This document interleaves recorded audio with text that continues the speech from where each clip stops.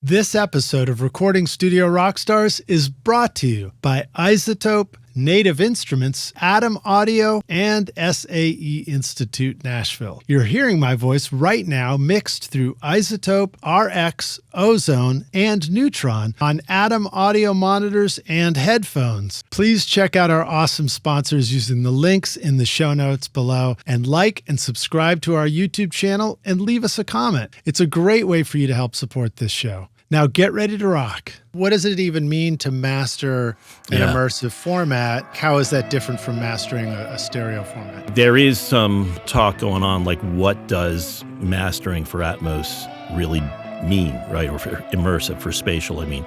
In many cases right now, what it means is, the mixer is working in a set of headphones, maybe a 5.1 setup, but what does that do in a 12.1 setup or a 7.1.4? What happens when it does get into that other format? So it is more of a QC check on how does this handle across all of, we have a Sonos soundbar with a sub, and so we have lots of systems that we check things on and we're learning about it as well. So I think there's a lot of that. There are some tools available for adjustment, but it's not as much that we're worried about overall volume.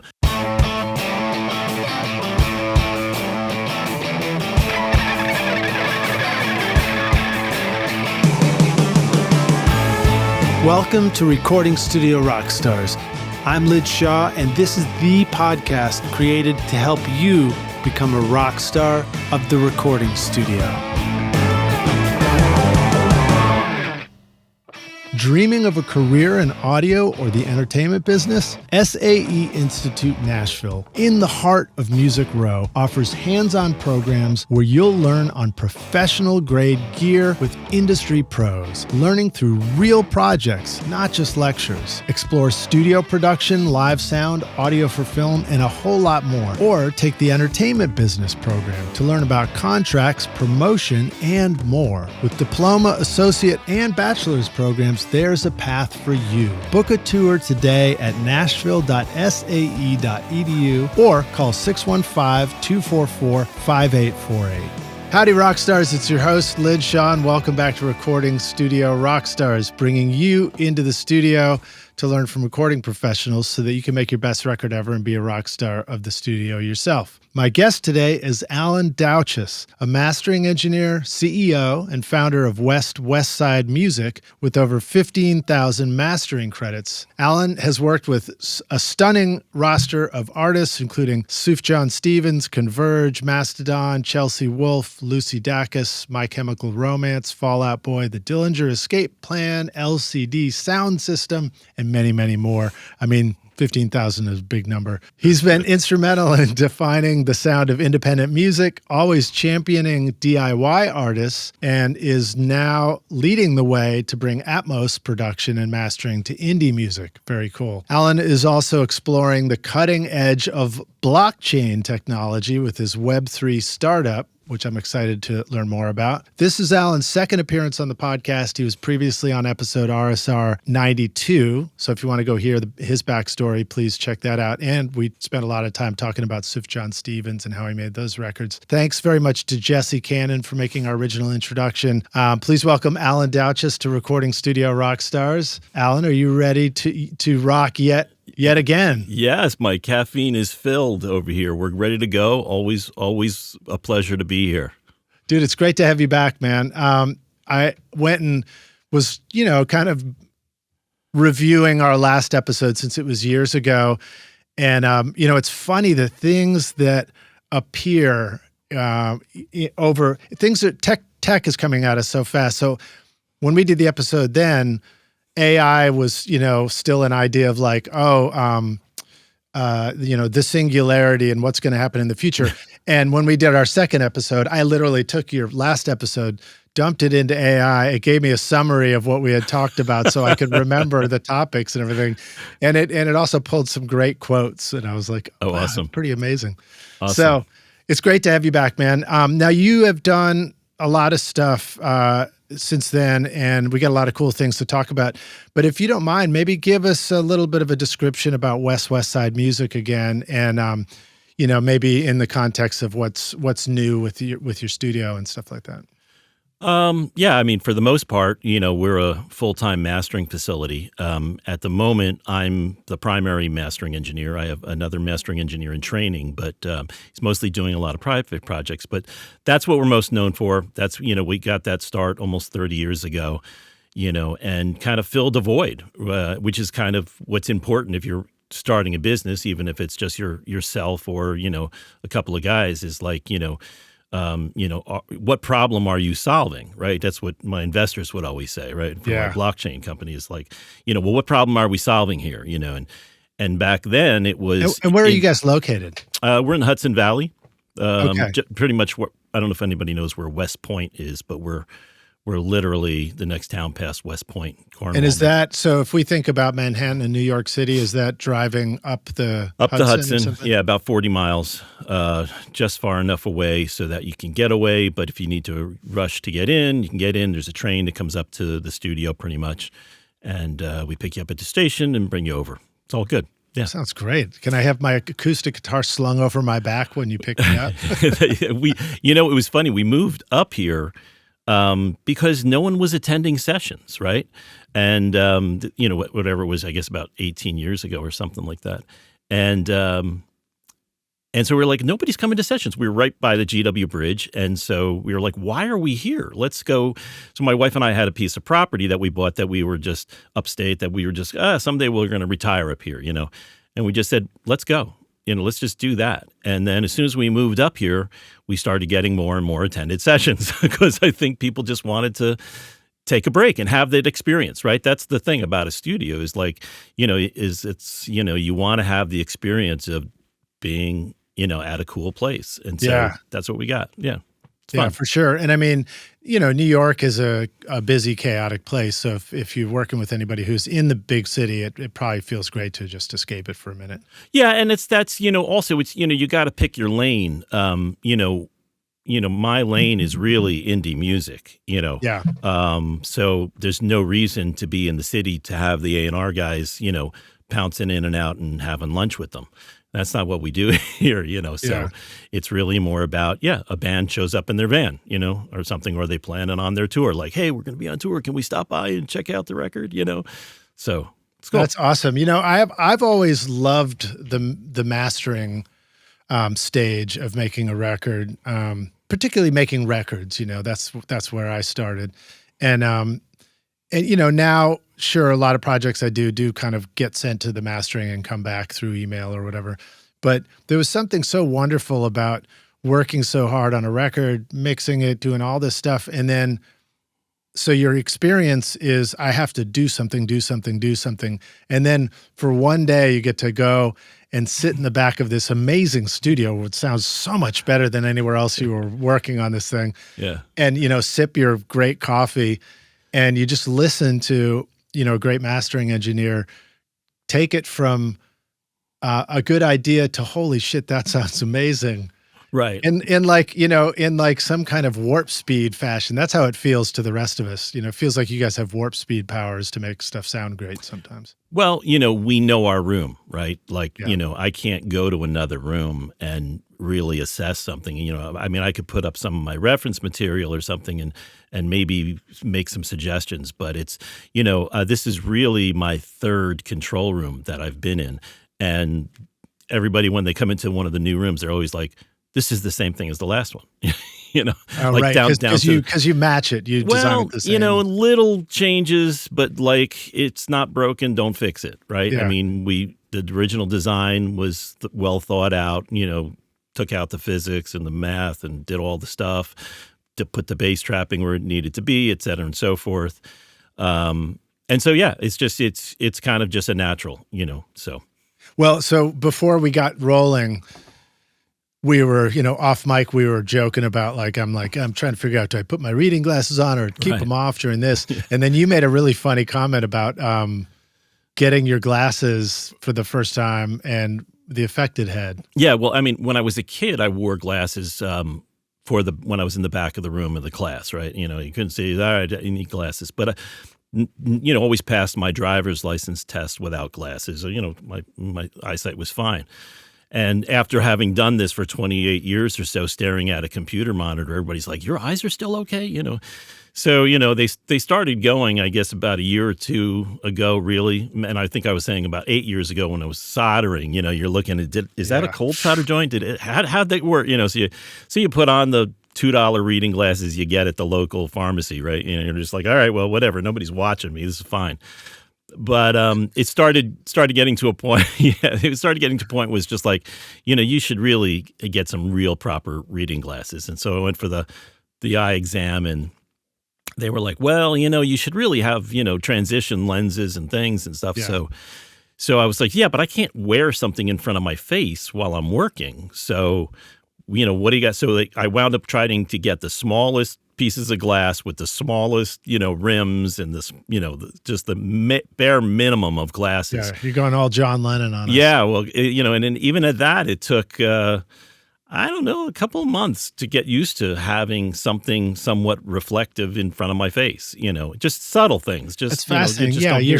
Your ears are so attuned to your mastering them that you hear the change of glass in front of your face. So that, to me, that answers a question I didn't even plan to ask, but I recently dialed in my studio. I worked with a designer down here named Carl Tatz, and he came in and did a really wonderful, beautiful job setting up the control room and laser aligning the speakers. And when they do that, the racks on either side of me are cleared off and stuff like that. And then by the time, I'm talking to you now, there's stacks of gear everywhere and all kinds of stuff. And every time I put something up, I'm like, oh, it'll be fine. This is probably not making much of a difference. And so I think you're kind of reminding me that every little thing makes a difference at some stage, I got to a point when, when the whole band would be in the session, I would really want to do the most work with maybe 2 people max in the room, even though I could fit 6 or 8 people. That actually changed the sound in the room, Wow. So, again, it's not like, holy shit, he's got unbelievable hearing. It's just, you notice it, right? I mean, you got some other sound absorbing bodies in the room, and, so. Well, lucky for you, man. Lucky for you. There's no politics involved in selecting 2 out of the 8 members of the band and who gets to be singer and drummer normally one out, I guess. Yeah. Well, very cool. So now your studio. So, you've already said that this iteration of the studio is similar to previous ones and stuff. But I believe one of the things mentioned in your bio here was that you've, dived into, is that the right past tense version of that? You've dived into Atmos. Yeah, immersive. Well, yeah, so what's that all about for you? Well, I've been doing that for decades. 20 years ago, we mixed Mastodon in surround, Between the Buried and Me in surround, Neurosis in surround, but that was 5.1, DVD audio discs, and even before that, I had done post on some projects where they wanted a surround, a typical Dolby mix, wasn't maybe 5.1, it was even just the standard 4-channel, left, center, right, and a 1 rear surround channel. So I've always loved it, and I always fell in love with the concept of the center channel. It's like, you're always fighting to where to put that vocal level, right? And you're half a dB here, it's too much. Center channel, folks, there you go. It's there. They built it for movies. Yeah. It's such a brilliant device. And that happened in, I guess it was like early 90s or something. And when I first found out, I'm like, this is amazing. This is the answer to mixing, right? Is just have a sound. Never mind the rear channels, if you just have 3 speakers. But obviously that format meant extra hardware, as well as extra delivery formats, DVD audio or just or a something, little Blu-ray, right? So Atmos and what Apple's doing with spatial is really incredible. It's like you've got whatever it is, 3.3 billion phones on the planet, right? All capable of delivering Atmos or spatial audio through a headphone experience. And then that very, very same file, it can expand into something else depending upon your hardware setup. So I finally learned, how to listen on my Apple AirPod Pros, and really hear the apples to apples comparison on an Apple of Atmos versus the stereo mix. And then the light bulb went off and it's like, oh, when you set it up right, you hear that difference. And then you can hear how an Atmos mix just makes the whole thing expand and breathe and stuff even in the AirPods. And then of course, going out to NAMM, and then being in AES in New York, there's, at AES, they had set up an Atom Audio Atmos room, and at NAMM, they'd set up a PMC Atmos room, and both of them were like really well done setups. And then I heard examples of, great mixes being played back, and it was like, oh, wow, this sounds right. Really and remember that same great Atmos spatial audio immersive mix still works in stereo. Right? Yeah. That's one of, the main keys here is that we're not asking people to go buy a separate, immersive sound player. We're not asking you to go buy special headphones or go spend X amount of dollars on 12 or 14 or 16 speakers for your home stereo, right? Because your significant other may not allow that, whatever it is, right? So that's one of the beauties is built into that one file format is multiple formats. And so you don't, if you don't want to, and that here we are, much of this industry gripes about two things: format, can somebody pick a format, right? And then dynamics. Everybody's tired of music getting compressed to death. Here's a format that says all we need is this one. And it can be dynamic, so much so that you have to make it dynamic, right? I mean, Apple says for the most part it's 18 dB of headroom. So everything that most of the people gripe about is answered in this format, but people are still reluctant to go there.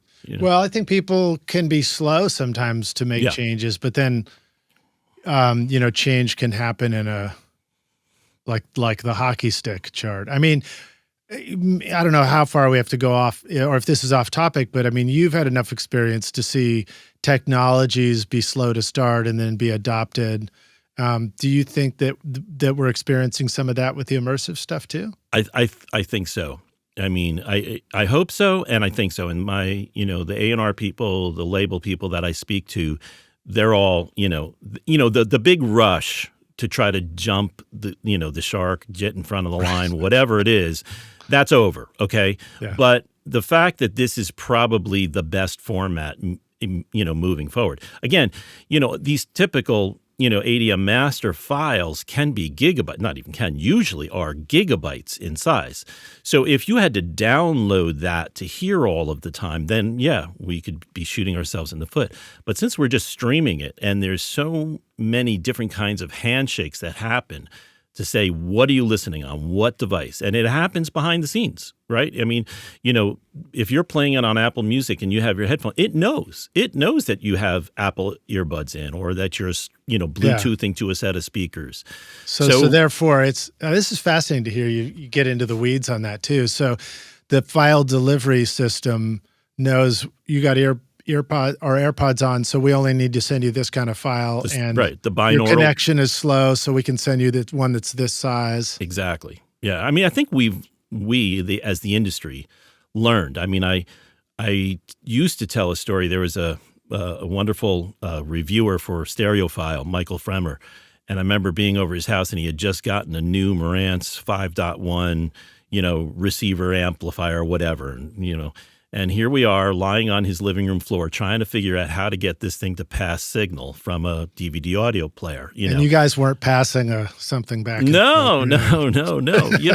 It was really hard to make those things work. So I think the industry took the time, Dolby especially, said, listen, let's figure this out before we reintroduce this to an audience. Yeah. And they definitely did. And Apple, took their rightful place and, changed the format a little bit to what they think is better and has their own twist on it, spatial audio. But, it's not a difference in mixing. It's really more a mastering level to be looked at. As far as mixing engineers are concerned, you mix to a format for Atmos and then we'll worry about whether or not, spatial audio is going to do something a little bit strange to that, but Tidal will play it fine. Although Tidal's now using spatial, so it's, so they're actually shifting to the Apple format, which is actually kind of better. I think, if you play to it as a codec, right? If you're playing to that, it can work.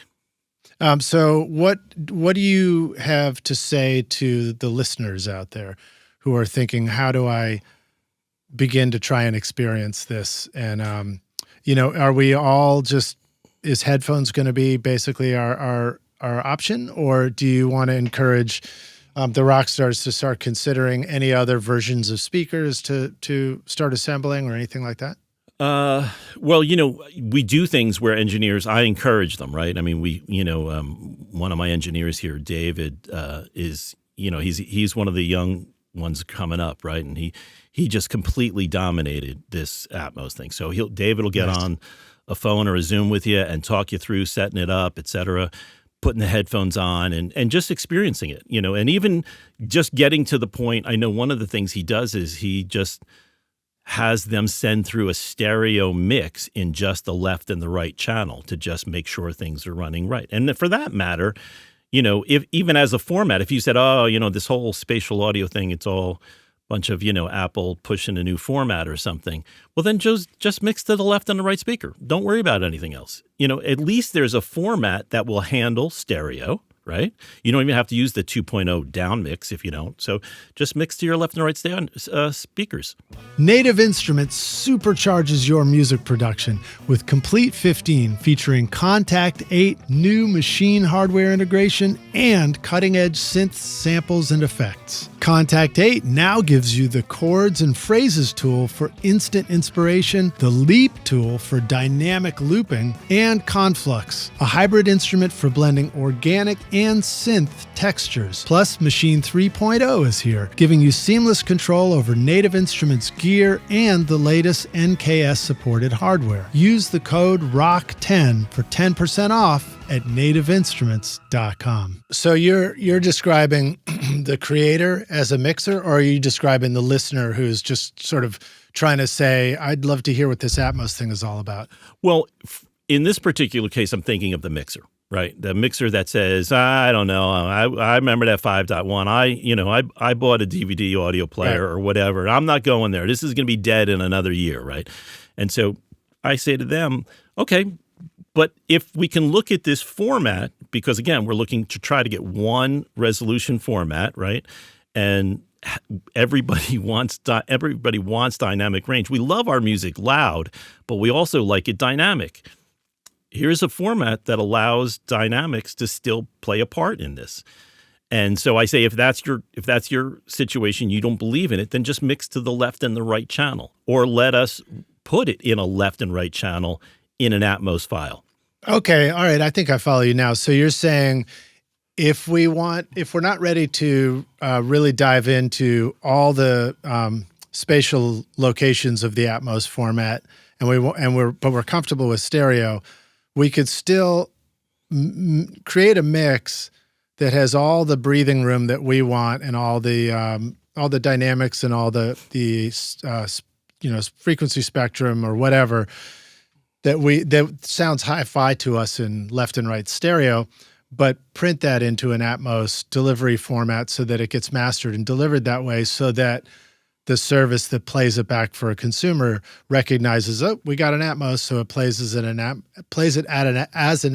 with additional headroom and all that kind of stuff. Right, and utilizes some kind of automated sound playback, volume control, which is better for the user, right? The end user, right? I mean, we can all want to make our records as loud as possible, and I've been down that road myself, but in the end, it's about the end user. If they don't accept it, what are we doing? So in the end user's listening situation, it can be a better. And again, see, the thing too is that this is a new format, right? We're not talking about 1644 audio that was invented in 1977 or 79. The first CD came out. We're talking about something that's new, and Apple is updating their codecs, almost on a weekly basis. There's always something we're here. Wait a second, that changed a little. It's not drastic, but just enough, and it's almost always for a better.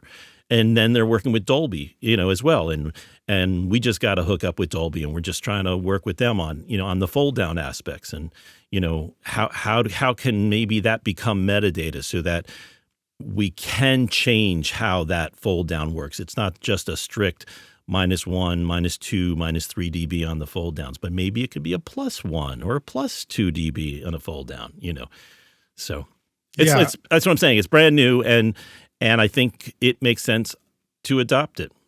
Well, one of the comments you made in there was liking to make things louder, and I think it just reminds me to maybe clarify for the rock stars the difference between us as the mixer and master trying to turn it up now in before we deliver it for the listener versus delivering something that has that headroom in it so that the listener themselves can turn it up at the volume.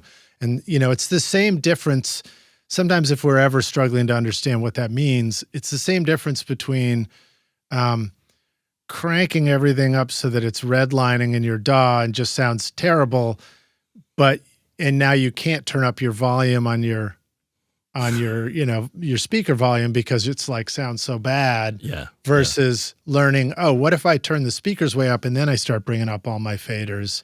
Now I've got all this extra headroom and it can breathe more. Yeah, and I think we took the volume wars as far as we could take it, right. and I was happy when Apple came out with their ADM master, and they were like, listen, you got to have some headroom in there. And, I was the first to start bringing it down, but then there were many other people that didn't, and still just started slamming it because it's a marketing device. It's not just your art. It's not just your music.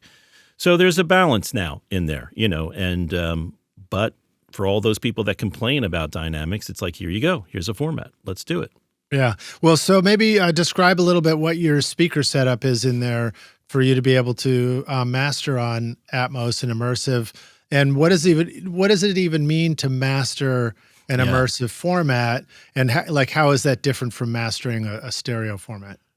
Yeah. I mean, there is some, talk going on, like what does mastering for Atmos really mean, right? Or for immersive, for spatial, I mean. Mm-hmm.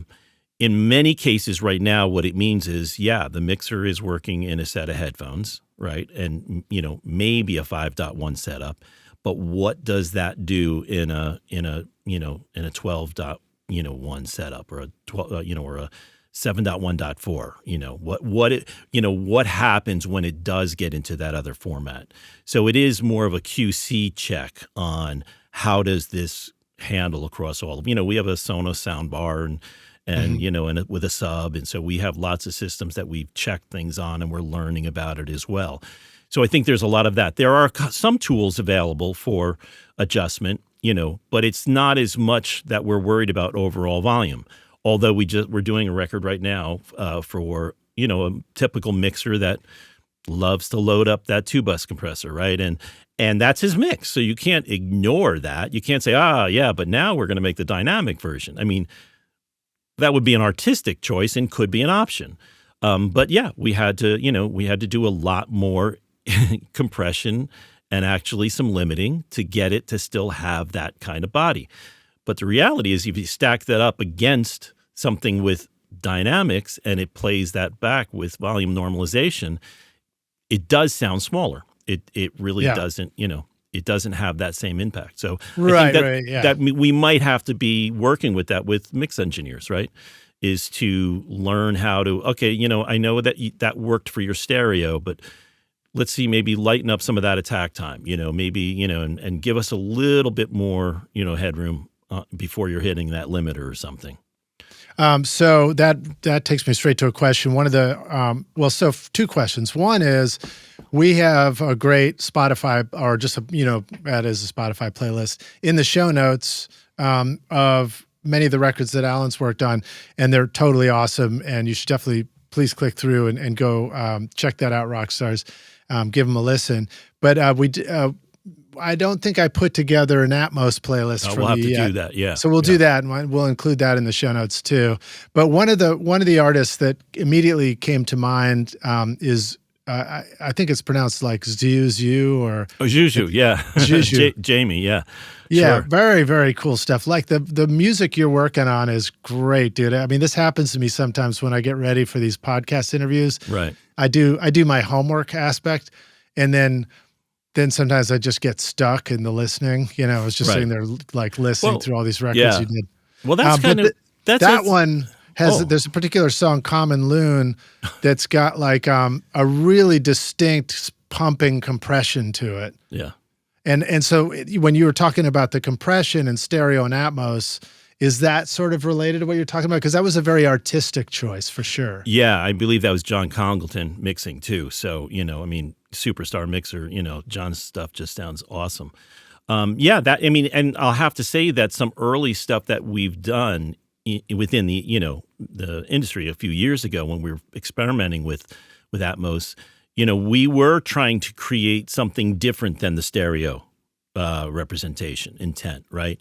And that's when the artists were just kind of rejecting it because, they listen to the Atmos fold down in headphones and versus their stereo mix done by, an awesome mixing engineer. And in that particular case, it was I mastered the record too. And they were like, Alan, you and John, you nailed the stereo. It's right there. The Atmos it doesn't feel the same, And they're probably listening without the level match or something, or no? It was, again, we were thinking of the Atmos as more, hey, people are going to be buying a lot of speakers, right? And that's going to happen. Or it's going to be like the 12-inch dance mix was in the late 80s, early 90s, where it's more of a specialty, marketing item, so let's have fun with it, which is kind of what we did with 5.1 in the, early noughts, was that we were pulling the mix out and letting the person get inside the mix a little bit more. Whereas I think now the approach is to say, don't at all ignore the stereo mix, follow that intent and try to match it a bit, and maybe pull some things out that were buried and put them into a different location so that when you get the fold down, it's the same stereo mix. And matter of fact, we probably spend, I'd have to say at least 25, if not 33% of our time while mixing from stems, which is a little offshoot there. We'll get to that probably. Mixing from stems and mastering, comparing that Atmos to the stereo and putting headphones on and saying, okay, how is that working? How is the Atmos fold down holding up against the 2-track, the actual 2 mix, the stereo mix? And that's important because, again, it's not at this point, these releases aren't just for the art's sake. They're your marketing tool, right? It's a band's marketing tool. It's their PR department. It's got to go out there and represent them. And if somebody has, Atmos always as their option in their settings on their portable device, and so it's going to pull up that Atmos mix, which is not at all representative of what the intent was of the mixing, then the artist is going to lose. So you have to pay attention to that, Yeah. Well, I mean, something that comes to mind, which I hadn't considered before, is imagining we're in a movie theater listening and the music's coming on, because a movie theater setting kind of makes sense to all of us. Like, we're used to sitting in a theater and there's speakers everywhere. And in a movie, there's a lot of reasons why the voices are up front and the sound effects go into different locations.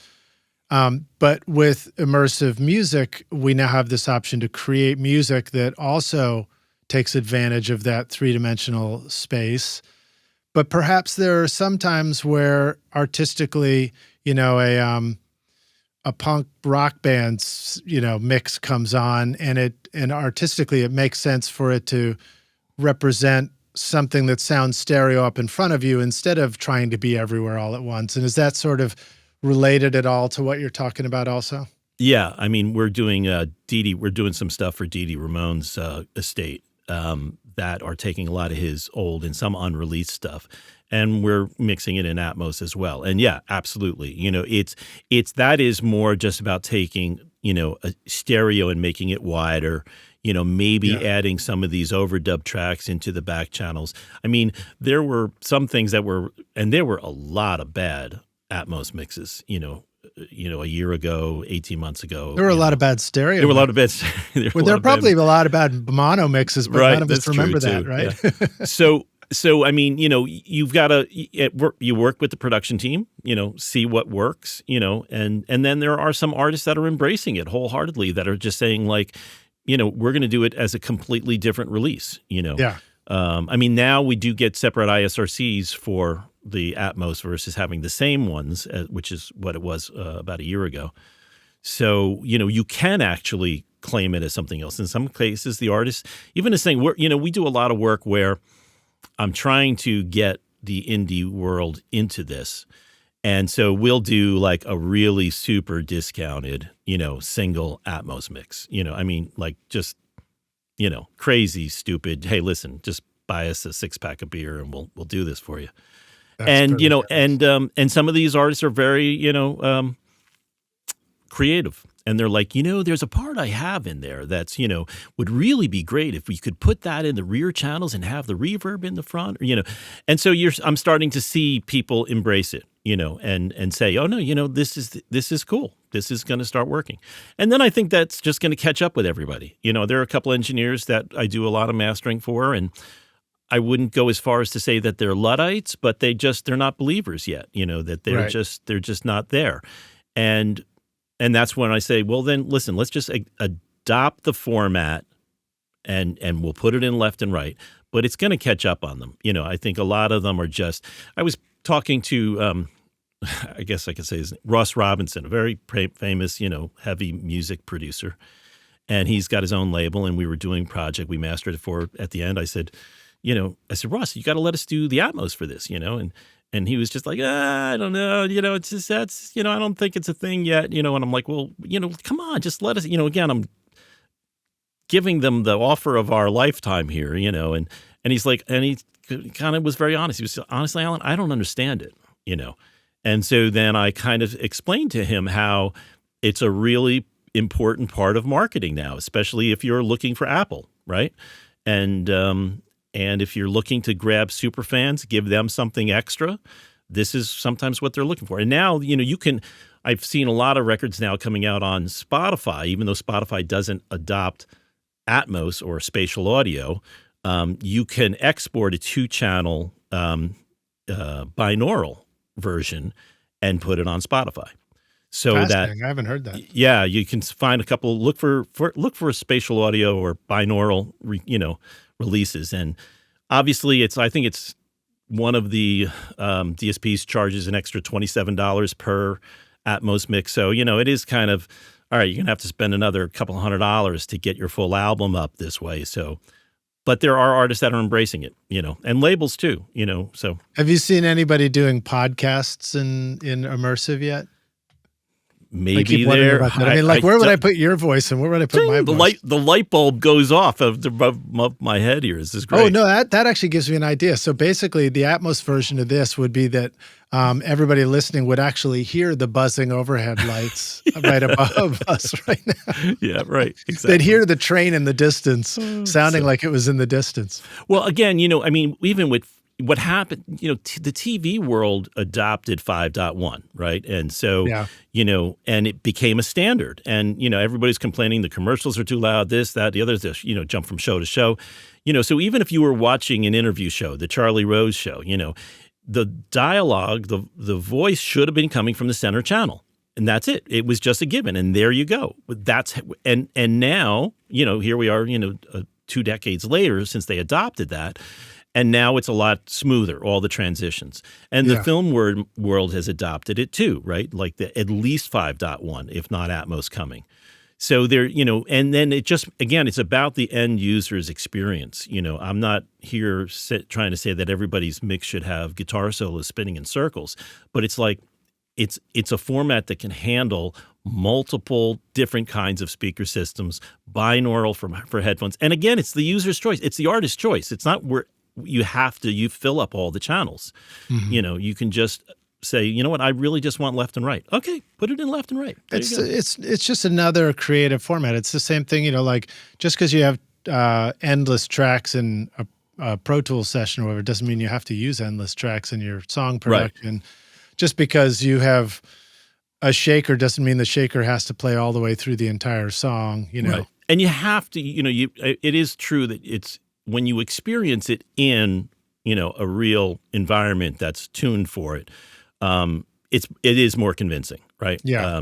We used to play with 5.1, we used to play the album Refused, Shape of Punk to Come in 5.1. And, you don't have to sit in the center of the room. You could be sitting anywhere in the room, and suddenly what was an amazing album is even more amazing. And it's just more, as they say the word, immersive. You completely can get into the album a lot deeper. At iZotope, mixing just got even smarter. Introducing the new iZotope Catalyst series, Plasma, Aurora, and Cascadia, designed to transform your sound with intelligent processing for dynamically precise saturation, reverb, and delay. Plus, Neutron now features 3 new modules and an upgraded AI-powered mix assistant to help you get killer mixes with ease. Use the secret code ROCK10 to get 10% off the Catalyst series, Neutron, RX, or any of iZotope's incredible plugins at iZotope.com. One of the things we did on the last interview is you talked about preparing mixes for mastering. And in fact, you shared a great metadata mastering sheet with us, which we've had. Right. We've had up on a link on our website, and we'll have that in the show notes as well, Rockstars. And a lot of people have downloaded it. How has that changed for you now that you either with stereo or with Atmos stuff?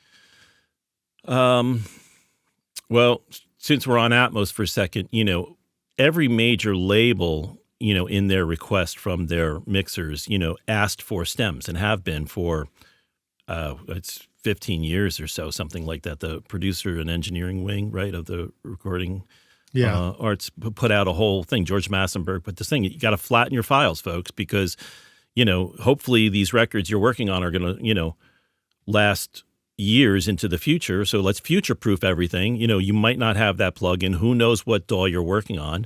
Take all your files and flatten them. And, sure enough, here we are 15 years later. People are trying to open these, we're doing a 20th anniversary tour. We want to open up that session. Nope, can't open it up, right? Yeah. So, there is wisdom in that, in like exporting those files, those stems, those individual, flattening your files. The drag about it is that used to take a long time, right? And so many of the top mixing engineers would have their assistants overnight just exporting all these stems. Now, with newer versions of, I think, most of the DAWs, you can do multiple outputs at the same time, multiple bus outputs. And if your template is set up properly, you can probably, in an expedited fashion, even or in real time, if you're using, a hybrid setup, you can in real time export 14 stems. And it's not taking that much long. Again, as I said, I've had many people, we're doing a very popular post-punk emo band, in a similar scenario. They just went out on their reunion tour, and the label wants Atmos, who went back to the original mixer. They're on 2-inch tape. We did the transfers, and and they got their Van sneakers that put them out of the closet. But the mixer was just like, this is just going to take too long. You're not going to pay me enough money to do this, So now just kind of, again, future-proofing your production, right, is like export those stems, just, a dozen stems, stereo drums, stereo main instruments, whatever they are, lead vocal, even though it's probably mono without the effects, print it as a stereo export, vocal effects, lead vocal effects, background vocals, background vocal effects, harmony vocal effects, and again, if you had to sit there in real time and bounce out 20 stems, that's chewing up studio time. That's, you're maybe paying an assistant, if not yourself. I could see where that's a barrier, but The DAWs are getting hip to it, and they're saying we've got to build this in. This is the future. So now if you set your template up right as you're mixing, maybe you have to do 2-3 passes because maybe, I've got that, plate reverb is coming back and I'm sharing it on a couple of tracks. So maybe I need to, whatever that is. So again, we use that word future-proof around here a lot, is that if you're working on a project, do this. We used to say vocal up, vocal down, instrumental, a cappella, right? Have those main mixes. So now you're adding a few more to it. Yeah, I mean, even my band, which never quite had any career mindset at all, is dealing with the future-proofing issues. I've had to open old sessions. All it takes is to just get older. That's really it. I mean, you don't even have to be somebody famous or trying to, and you yourself, you said work with lots of indie bands, but like in our case, it might even be as simple as all we ever made was a physical CD. Now we want to release it digitally as a re-release. How the hell do we even get back to those mixes and stuff like that? Right. So there's lots of levels of future-proofing. Well, we get called by labels and artists all the time. Alan, do you have, because, well, the only thing we have is a scratched CD or something, and we even got caught in it. We had an old AIT backup system, which stood for Advanced Intelligent Tape, right? It was built for banks to overnight back up their spreadsheets or whatever. Right. And many people in the audio and the video world latched on, and we could do these bulk, 10 gigabyte backups overnight and store it on a tape. I remember those. Those were they looked like DAT tapes, basically, right? Well, they looked like, like the DA88. That tape kind of format, right? It had a little chip on it so that the directory was stored on the chip and at the beginning of the tape, and then it rewrote the directory.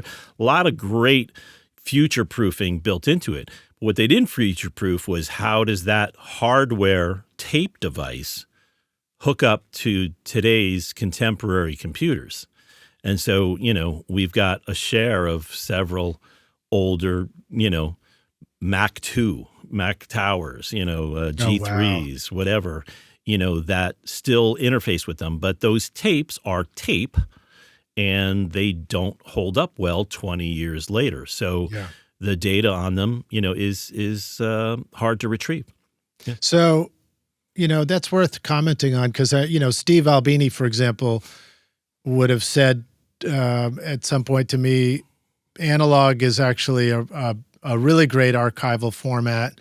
And then you hear these, these mixed descriptions of tape. But I think it's important maybe for us to understand, and perhaps you can clarify this, Alan, that like the analog audio tapes are more robust and actually can be a good archival format and be recovered, whereas a digital, tape is usually pretty cheap and flimsy and it's just a 1 and a 0 that gets lost. Well, I mean, there are, analog tape does have, a shelf half-life, right? So, you could put on a 2-inch reel from 30 years ago and it may have more print through. It may have lost some high-frequency energy. Yeah. I mean, we bake them and, transfer them. But at least you can get at the material. You can get at the data, right? With D88s, ADATs, DAT tapes. Gosh, I mean, is anybody not fearful of putting a DAT tape into a DAT machine these days? I'm terrified if I put it in. And my DAT machine actually stopped working, so I don't have to worry about it anymore.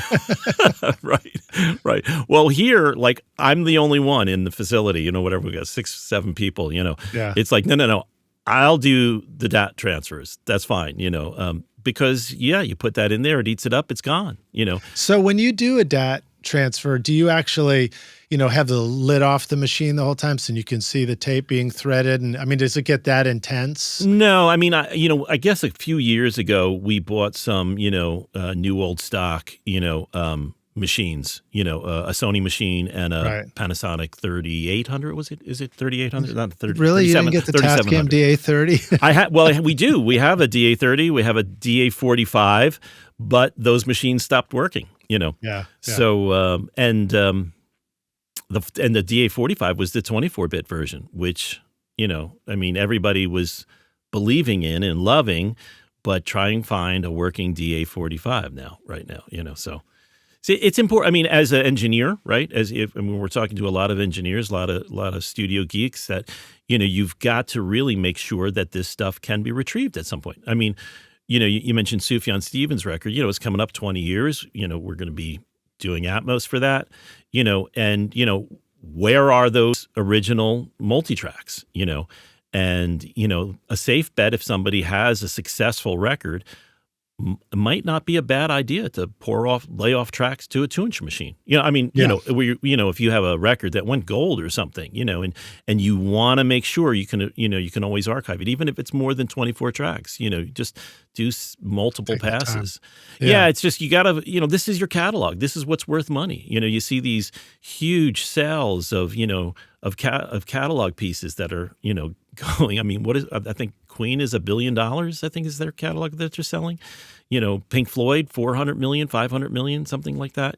Wow. But you have to have the multi-tracks, right? I mean, or the pub. I mean, I guess they're buying the publishing and the masters, but so that's fascinating. Yeah. So one of the thoughts that popped into my head was, you're referencing how it's much easier now to print those stems and stuff inside your DAW, and certainly in Pro Tools, we have committing tracks, and I've thought about that before, where I was like, I don't have the time to do that on these no budget indie things. So how do I do that? And then one day I was like, screw it. Let me just select everything and just say commit and come back later and press play and see if it looked like it worked.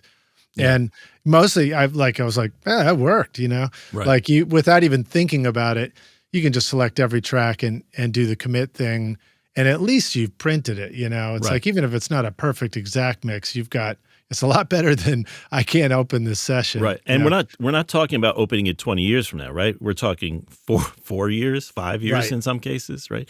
And again, there were reasons, when hard drives were thousands of dollars, right? For, I still have a 600 megabyte Wow. hard drive. That was my first external hard drive that I was using. That was like, no, we don't have to use floppies anymore. Right, exactly.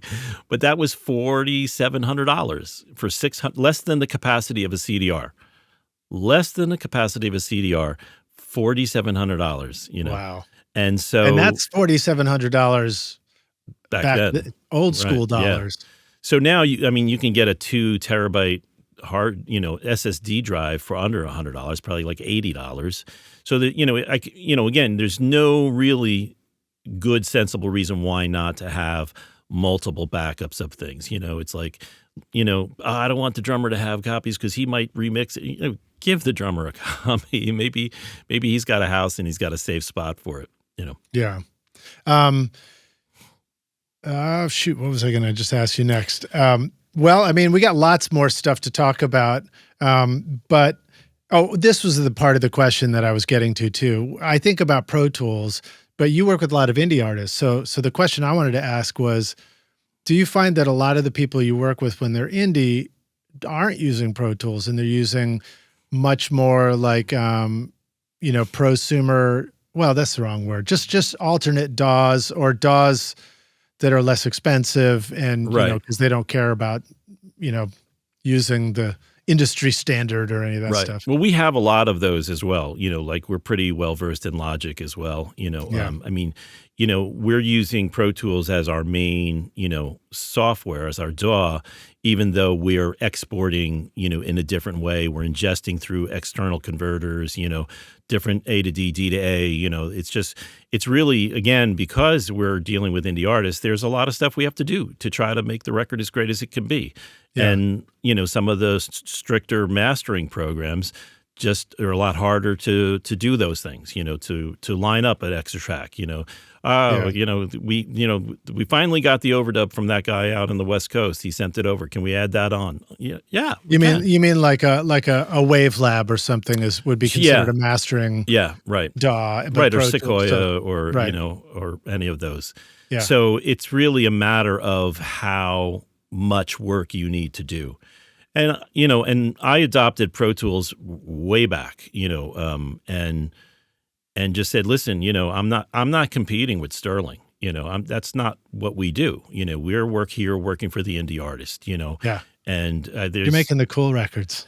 Well, we're making the first records, right? Like, we're in there with our, sleeves rolled up, and we're saying, what do we got to do? There was, I didn't mean that as a diss on but Sterling. no, they're making cool records too. Oh, absolutely. No, it's a different service, Yeah. There's a record, Down by Law. This Dave Smalley was the singer, came up for the mastering, and it was a pre-Total Recall in a Pro Tools environment, right? And his vocals were buried, and and we tried, mid-side, the whole thing, and it's just not working.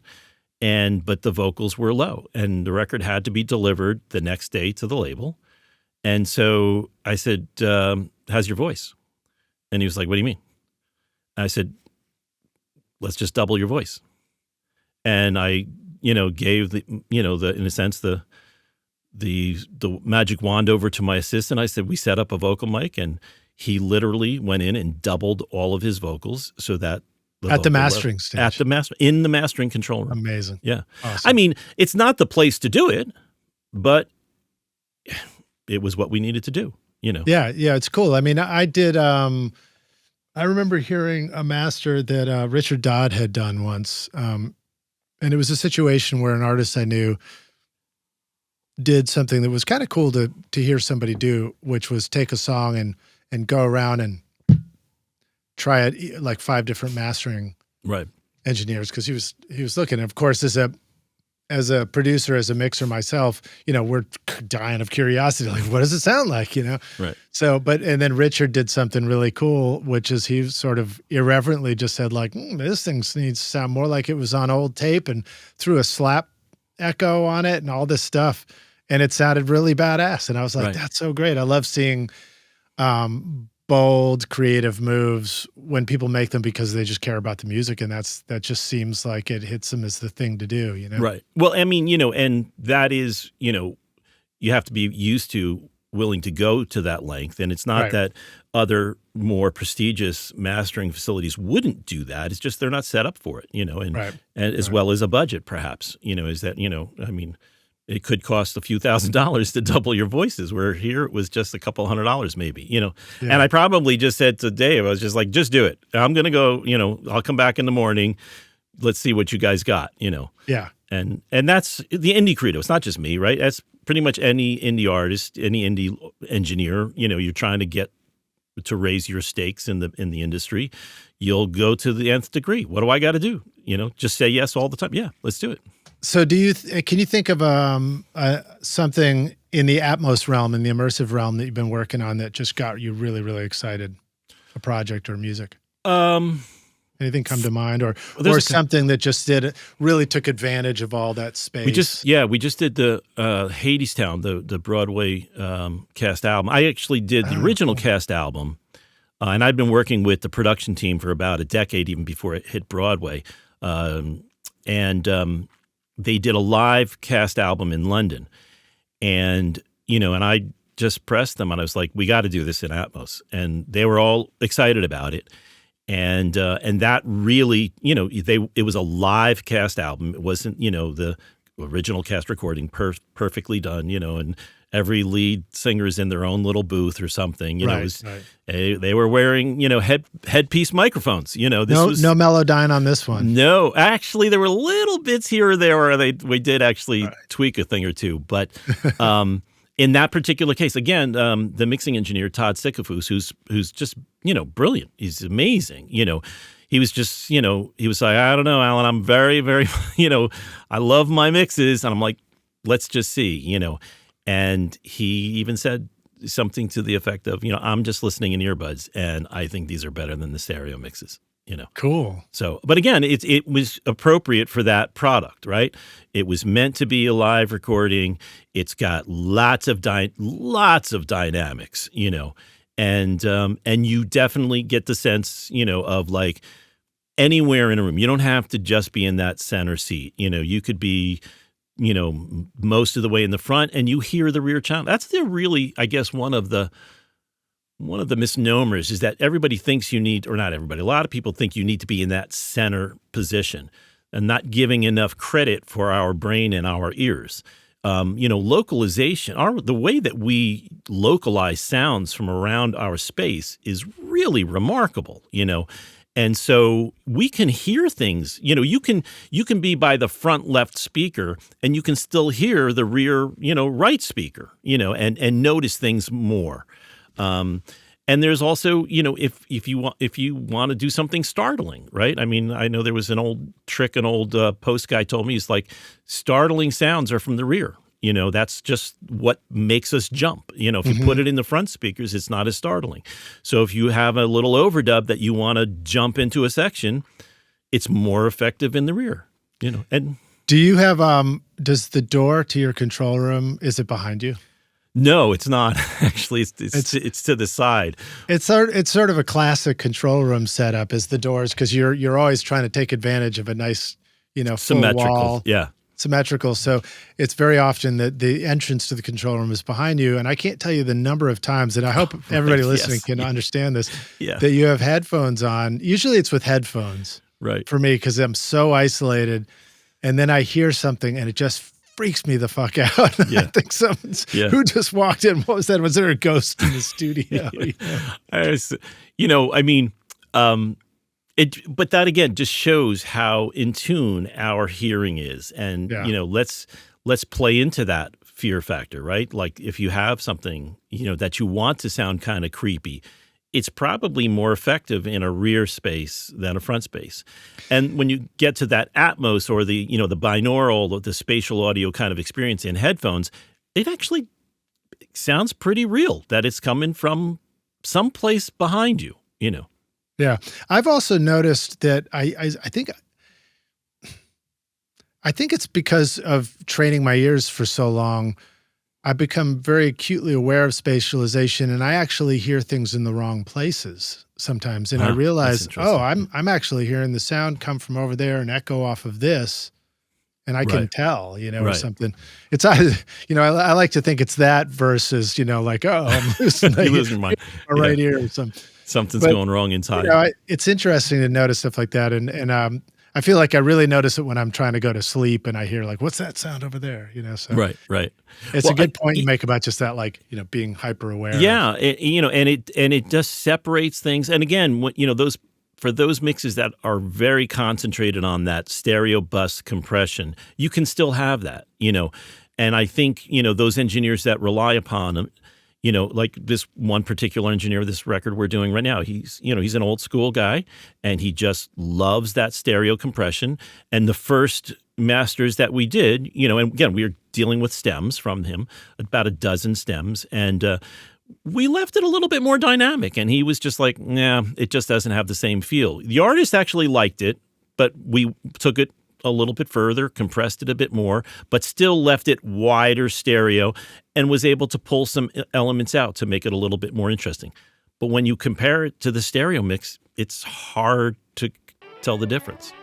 Are you ready to launch your career in the audio or entertainment business? SAE Institute Nashville, right here in the heart of Music Row, offers hands-on programs to prepare you for the industry. From studio production and live sound to audio for film and a whole lot more. You'll learn by doing, working with professional-grade gear alongside experienced industry pros. If you're more into the business side of entertainment, SAE's Entertainment Business Program teaches essential basics like contracts and promotion to help you navigate the industry. With diploma, associate, or bachelor's degrees, there's a path for everyone. Plus, Career Services supports graduates as they take the next step. Want to see it for yourself? Immerse yourself in Nashville's exciting music scene and book a tour today at nashville.sae.edu or call 615-244-5848. Howdy, Rockstars. We're back now for the jam session, aka the second half of the show. And my guest today is Alan Douches, joining us here on Recording Studio Rockstars. Alan, are you ready to jam? Yeah, let's do it. I've got refilled on my caffeine. We're good. I love it, dude. Well, so now at this stage of the show, I mean, I didn't get to spend much time talking about artists that you work with in bands. There's a lot of really, really cool stuff in your playlist. And And I do know we went there some last time too, but one of the comments I would make is that you really get a chance because of the fact that you work with these indie artists and stuff. Indie, it's like in the same aspect that we've talked about Atmos opening up dynamic range, indie music opens up dynamic range in creative possibilities too, I think. And you have a lot of records that are like really cool, kind of like speed punk records, cool metal records, cool art rock records where you're like, man, I wish I could go see this, bizarre art installation happening. Yeah. And so it's very exciting that you get to do all that kind of music. I think that's, part of the thing that I embraced, and again, whatever it was 18 years ago when we moved out of the New York City area, I just loved working on cool stuff. If I had to do the same genre every day, I would probably not like my job, and so, I kind of dig it. And in the same day, I can work on 3-4 different, completely different, genres of music. Yeah. And that's enjoyable, right? It just keeps you fresh. Did you ever go down the production mixing path? I mean, we probably talked about that on the last show. Well, that's how I got into this. Was I was producing records for Caroline Records, which was a pretty big indie label back in the late 90s, mid 90s. I guess was like about 96. I really started, and they were putting out about 500 records a year as an indie label, and and there was a band, the Whirling Dervishes. I produced them, I recorded it, and it went off to mastering, and it came back, and it was horrible, and so I was just like, well, wait a second, I can do better than that, and we don't have to go down that story, but but that's the classic. I mean, that's the story. It's almost a trope in the business of the band member who goes into the studio, they record, and then the recording of their band comes back, and they're like, this doesn't sound right to me. I should learn how to do this. It's funny to hear the same version of that applied to mastering. Well, and it wasn't that the person did a bad, it just wasn't paying attention to it, and at that time it was one step removed from just sending it right to, a glass master, just somebody kind of like was doing their thing and just didn't realize that he was making it worse, Right. So that's really where that started. So yeah, I mean, and I think that has always been an attribute, like when I said to, Dave Small, let's just double your voice. And he was kind of shocked, like, really? There was another record we did where we took the rough mix. Fortunately, it was done in a DAW, so it was possible. It took a rough mix and a master and, a fully, finished master and just mixed them together, and like, nice. And that's what the master was. It was a common, and I've probably done that at least a dozen times, if not maybe 40. I don't know. Let's just try it, And I don't know that if you come up through the ranks of one of the more prestigious mastering studios, if that's, even an option. Like, oh my gosh, we can't do that, or at least maybe they weren't prepared for it.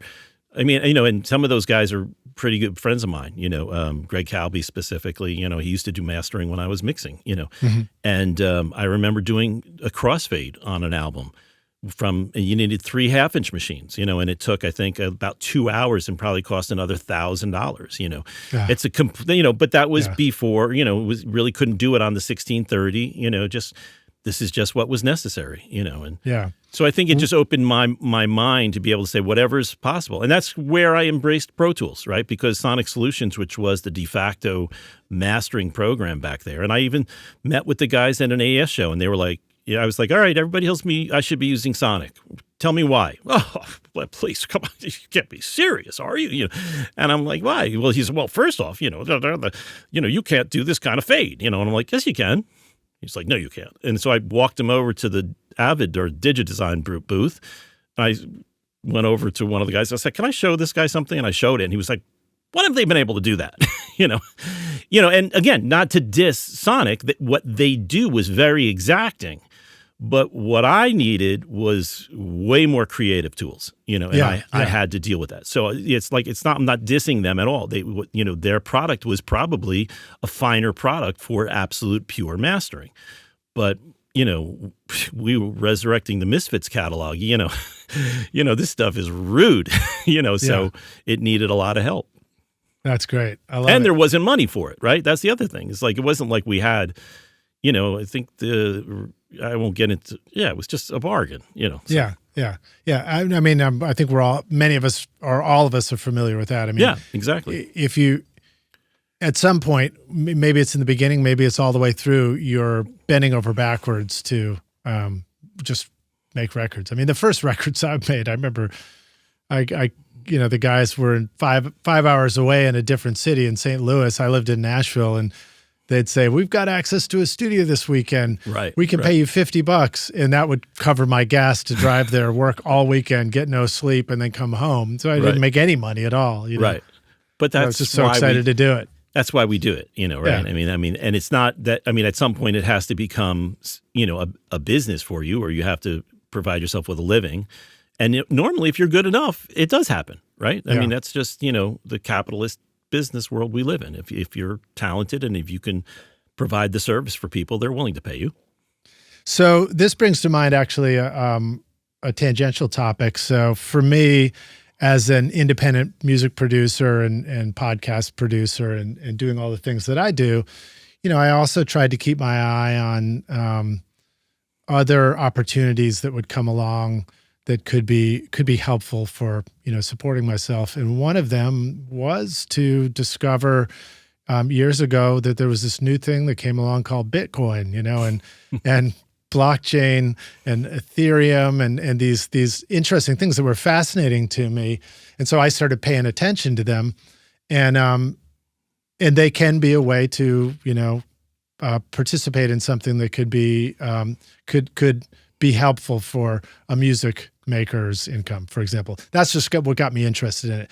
But my point is, I got really interested in that. And then when I noticed that you, in your bio, said, a blockchain Web3, I'm just like, my ears perk up. I'm like, what? I want to know all about this. So I'm excited to hear what that is that you're doing and learn more about it. Sure. Well, we're working on procuring the right trademarks and stuff. So we'll put a link in the podcast when this is actually available to all your listeners.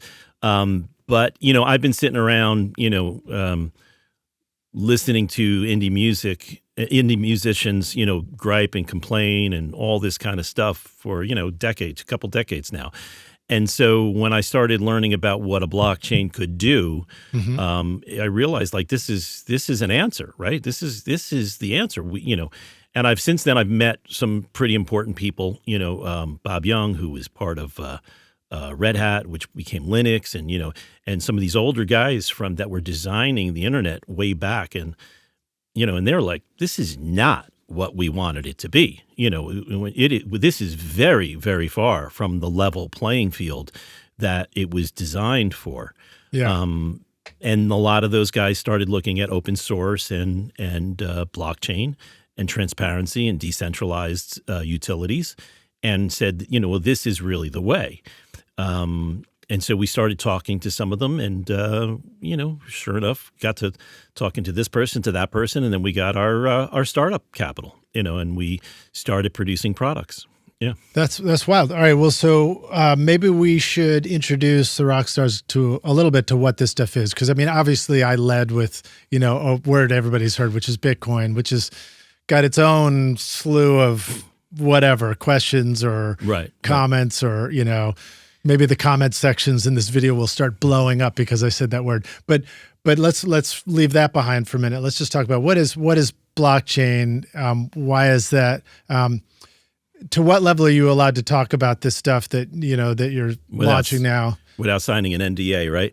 Right. It's not really that as much as I mean, yeah, what we're doing I think is fairly unique, but the underlying technology is there for everyone to use. Right. Blockchain is a ledger that just keeps track of, authenticity and authorship, in a sense. There's in a transparent way. In a transparent, decentralized way, in a trustworthy way. It's right. like, right. There's an aspect to, it first appeared publicly with Bitcoin, and it became this simple, I don't know if simple is the right word, but essentially kind of simple system for allowing everybody to interconnect and be able to send something and verify it and say, you now have the rights to this number, this code that's visible on the internet. And so that kind of thing sounds like what you're talking about is that can apply to a lot more than something like Bitcoin. Again, it's, I think it's best said by, I think Janet Yellen and Jamie Dimon have both said, blockchain is a solution waiting for a problem, in a sense, right? So, so look at an industry and say, what problems do you have, and it was very common in the music business to say, piracy, right? Or, ownership, copyright, all these things that, that come up and blockchain can be an answer for many of these.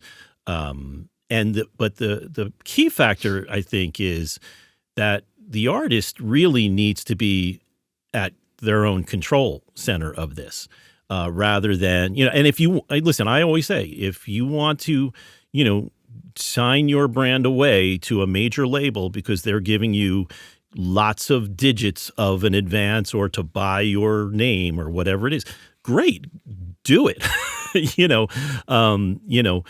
But if you don't want to do that, and or if you're not in that position, then you should be in control of how your art, your creation is monetized.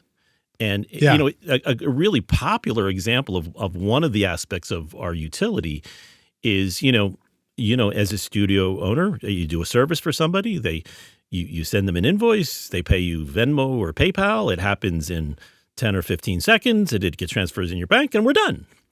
Why do artists have to wait 9 months, if not longer, to get paid for their streaming? Why is this not happening within seconds after somebody streams a song? Granted, it could be a micro payment, but that's what's one of the beautiful things about, the internet, is the speed of computers now allows this to happen. You should be able to be paid immediately after a song. And again, we're not trying to be exclusive. We're trying to be open source and say, you want to be on Spotify? Sure. It's all about discovery. Exactly. But who is doing the pushing of what you're discovering?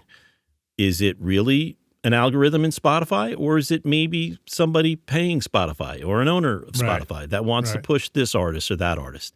And, all these, links to, fan-based, marketing, where is that really the fan?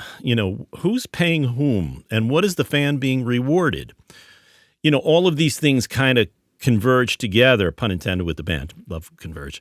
It kind of comes together and says, can't the artist be at the center of their own world? Why can't they really control this and allow them? A very, popular thing to do is just to say, I want to release my music as an NFT, right? And everybody got everybody maybe got familiar with that 3-4 years ago when it was all the rage, right? Around 2020. Well, 2020, yeah, it was 2020, 2021, yeah. And the concept of it was great. I think we were just a little ahead of the time then. There weren't enough NFT players available to do that. But that number is increasing. And the other key factor here is that I believe the latest statistic is 40% of music streamed on Spotify is indie artists now. So pretty soon, the majority of the music that's going to be streamed on the most popular streaming site, not necessarily the best sounding, but it could be independent music, and many of these artists aren't really receiving any kind of payment for it, either in, fandom or in money, right? The monies that you receive are horrible. So, the artist should be at the control of, unless I truly mean this. If somebody comes along and says, you're the next best artist to ever hit the airwaves, we want to give you whatever, $1 million, 10 million, 50 million, whatever, go. This is not trying to knock those services. When a major label gets behind an artist and does their thing, it's kind of pretty awesome, right? But it shouldn't come at the cost of the indie artist, right? That's what really what we're professing here. Rock your music production with the updated Complete 15 bundle from Native Instruments, featuring Contact 8 and expanded hardware integration. Whether you're crafting cinematic scores, EDM bangers, or experimental soundscapes, Complete 15 gives you industry-leading synths, sampled instruments, and creative effects to bring your ideas to life. Contact 8 introduces powerful new tools like chords and phrases for instant inspiration, the Leap tool for dynamic looping, and Conflux, a hybrid instrument blending organic and synth textures in real time. And with Machine 3 now available, you'll enjoy even tighter integration with Machine Plus and the latest NKS-supported hardware from brands like Akai, Korg, and Novation. Plus, Complete 15 features revamped Massive X,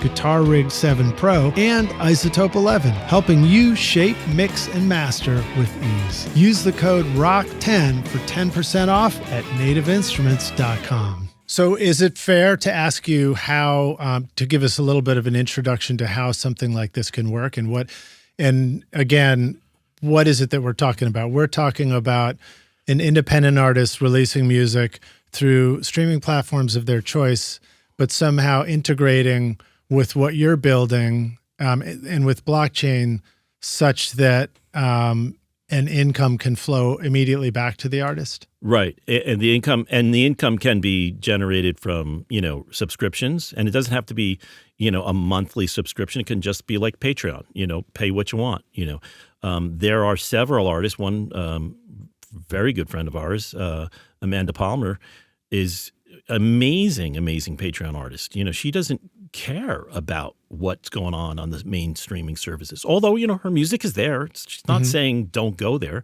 but her true fans, follow her on her own Patreon. But Patreon is kind of limited because it's still in Web 2. In Web 3, we get into a lot of aspects of an artist being able to control how they're reciprocating fans, how their art is shared. Is there a limited edition? Do you reward people for that? Do you have, in a sense, a QR code that allows you to go backstage? There's all these different scenarios that can come within these smart contracts built into the blockchain. Yeah. And, and you're right. We try to not use that NFT word because it really kind of had a bad connotation because people were trying to do these exclusive drops, right? Oh, this, we're only doing 100 NFTs and they're going to be worth, and most of the people in the industry were just driving that up. It's really more about how we utilize the technology to allow an indie artist to control their art and their fans and how they, how they work together. Okay. Let's keep going with that. So the NFT thing essentially said, you could purchase or you could own something digitally, and then you could have a copy that was verified as you owned that copy of it. But then, and then of course it was traded on a speculative market. So of course that got people both interested and turned off as things like that do. Right. But I think fundamentally the thought was, in the same way that you could buy, a unique copy of a vinyl record, people hope that you would use an NFT to buy a unique copy of an audio file of a song. And then somebody comes along and say, well, I can just make a copy of that. Why is that? You bought a unique copy of that picture. I just took a photo of it. I've got a copy of the picture on my phone. And so I think that ultimately kind of missed the point a little bit, or missed the mark, right? So, but the thing you're bringing up is there's another aspect, which is that by saying that you owned a unique copy of something, essentially you're saying I acquired the key that unlocks the right to something, and you're referring to the way that these keys can unlock the rights to other things, like saying, hey, this demonstrates that I'm a member of a VIP group, or this demonstrates that I have the key that lets me join you at the backstage event at your show. And so it does empower. It's like a whatever you can think of version of offering some, extra level of merch and access and stuff like that as an artist to your fans. Right. Well, yeah, I mean, and like you can take it, in a physical world, like you're saying, like we're allowed backstage, what about a key to allow your super fans into the studio, but only done through, VR. And, you have to have the NFT in your digital wallet that allows your selected top 10 fans to sit in during the recording sessions. Yeah. Now, some people may not want to do that. I mean, I'm pulling one example out of what could be thousands. Right. Luckily, we don't have to make up the examples. The artists get to make up the examples. And that's the key. That really is the key here. Again, 47% of the marketplace is indie music, So, but I think it winds up being like 8% of financially what the marketplace makes. Let's turn that around, right? Why if your video, if you do a video and you put it up on YouTube, why does the artist only make 20% of that and Google makes 80%? So let's stay on that for a minute. So the idea of posting what you've created on these free platforms, essentially, how can the stuff that you're working on help connect that back to an artist generating some sort of income? What aspect, since it's already there, and I think that's the kind of question people have. They might scratch their head and think, well, wait a minute, if I'm listening to a song and it's already on Spotify, how does that connect somehow back to the independent artist? Is that because this future technology will integrate with those streaming platforms in a new way that it doesn't yet? And or have your own streaming platforms. Why doesn't an artist have their own streaming platform? Right. I mean, we both have, young adults in the entertainment world, in a sense, right? That buy product. My daughter buys vinyl all the time, right? All this stuff.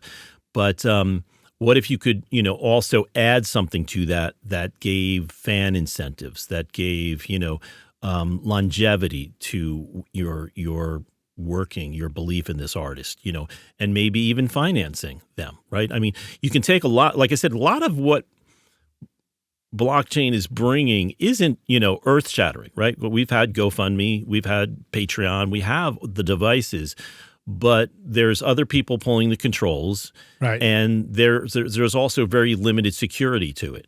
So, we're trying to open this up. And I don't know if you're familiar with a DAO, a decentralized autonomous organization, but we're really setting this up. The parent corporation is a DAO, so that this is not about me and my progression. This is really about, can we make this truly a level playing field for artists? And how many fans do you really need to be a full-time musician? If you're a major label, if you don't keep churning out these, 10 million, watched TikToks or something, you're dropped immediately. I mean, I work on these projects all the time with bands. So I go, oh yeah, I know, I got signed to so-and-so, and then I couldn't do another TikTok with 50 million streams, so I got dropped or whatever. Is that really what people want? I mean, I think that if you had 1,000 fans paying $10 a month, you're making $10,000 a month as an artist. Can a couple people in a band survive on that? Sure, that's 1,000. At $10, as long as you, as the artist, and this is, like I said, Amanda Palmer is brilliant at this, and she's very fair. You got to work it. You can't. This is not. She works. It won't build itself. You're gonna have to do the work. Yeah, but the beauty is, like, I mean, trying to create worlds where the artist, when they put in all that work, I mean, as music makers, as producers, mixers, mastering engineers, we're very familiar with putting in lots, like a lifetime's worth of work into something. Right. And we're probably also familiar with sometimes feeling like the reward doesn't reflect the effort that was put in, Right. And sure, there's topics about, like, well, did you give the people what they want, and all that kind of stuff. But the truth is, a lot of the times, we did give people what they want. We did work on stuff that connected. We added a great deal of value to the creative world and music community and all that. And so trying to design systems that will, fairly reflect that back to people on a an equitable kind of fashion, I think is very exciting. And I think we off camera had mentioned the word Ethereum, which is a platform that's similar to, it's a blockchain platform that's a fundamental layer that allows building of other things on top. So I don't know, are you guys working on a layer 2 solution? Yes. On top of Ethereum? Yeah. I mean, and the thing about it is that there's, again, we were talking about like, even spatial audio and Atmos, it's just this is new, right? It's changing. The app that we built, 3 years ago is outdated, and it was built strongly around that NFT concept, but not as the product, but more as the utility of storing the smart contracts, et cetera, and so forth. But now there's a whole bunch happening, and by the time this podcast come out, there will be a lot more. Yeah. And I think that's what we're trying to embrace here, is to say there surely is a unique item that you can promote and sell and be part of as both the artist and the fan. Ethereum is just very friendly to us. They're just they're open. Whereas, and Bitcoin is not supposed to be. That's the kind of the concept behind Bitcoin. It's a very closed. It seems to be doing place. what it does best. Yeah, which exactly. is be a form of whatever you want to call it. Right. Because this isn't a Bitcoin show, so we don't have to get out too far.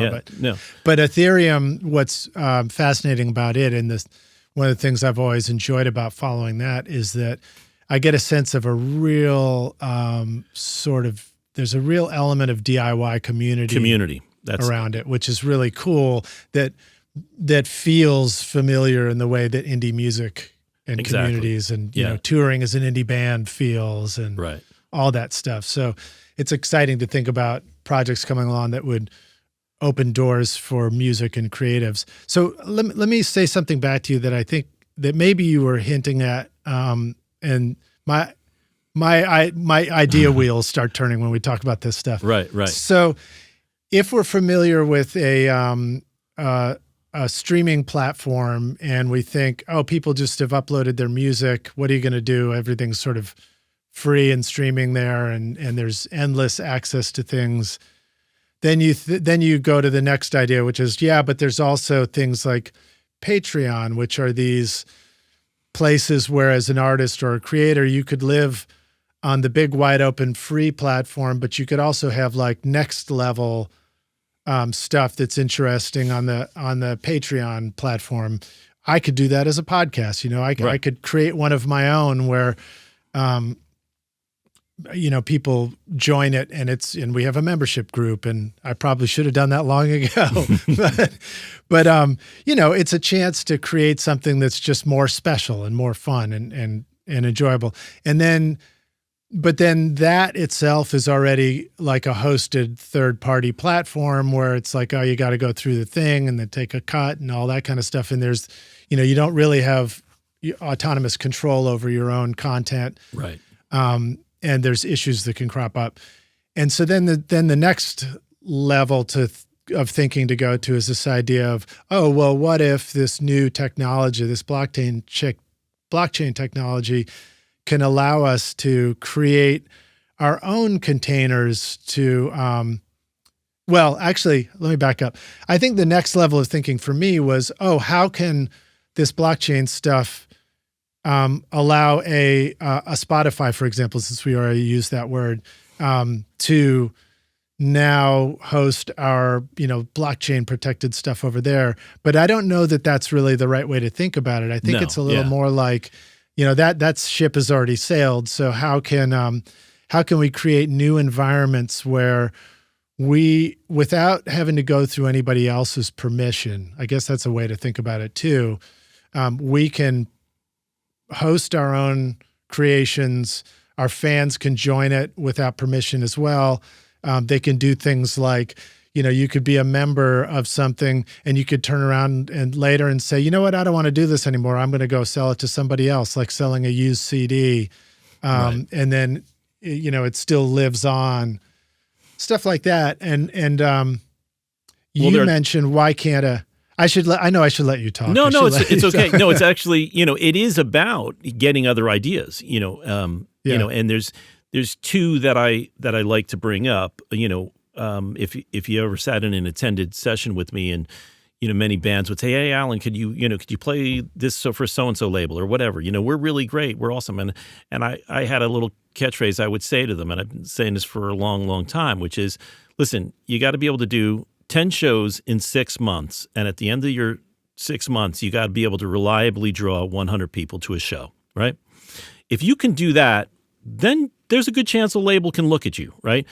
And the artists are always like, "Oh, we can do that." I'm like, all right, 6 months, 10 shows, check in with you in 6 months. Yeah, let's really see this. And as you probably know, that's not easy to do for a startup band. You can get 100 people to a show pretty easily, but ask them to do it reliably, after 10 shows in 6 months. In the same city? Well, anywhere, really. It's just that's what a booking agent wants to know, because listen, after all, it's capitalism, right? Yeah. But how do you know if that's true? It's kind of like botting, right? Counts on Spotify. Didn't everybody buy streams? At some point, whether you believe they were real or not, didn't everybody do this? Are the major labels still doing this? Who do we know is popular? How do you truly discover what's coming up and hot? And it has to do with transparency, right? It's decentralized. And as a listener experience, I go there every once in a while, and I'm like, and I try and click on the suggested things, and I'm like, occasionally it's okay, and a lot of times it's like, this is not what I was looking for at all. It's like end capping in a record store used to be, right? You used to go into a record store, and before you knew it, or if you were just a consumer, you didn't realize that the record company was paying to have product placement, either at the cash register, at the end of that rack, on the wall, whatever that was, even a poster. That wall space was worth something, right? Yeah. So now just take that into the digital world, but also give it transparency, right? Who's recommending this discovery, right? Oh, this is coming from, oh, I see my buddy is on this. Well, I'm going to believe my buddy that's the one that, he's recommending this to me.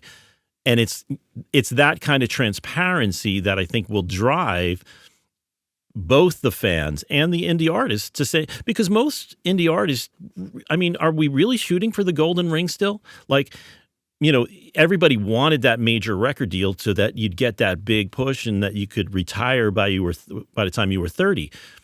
I don't work with artists like that anymore. They love music and they want to make money at it, but nobody's really thinking they're going to be the next Pink Floyd or Taylor Swift or something.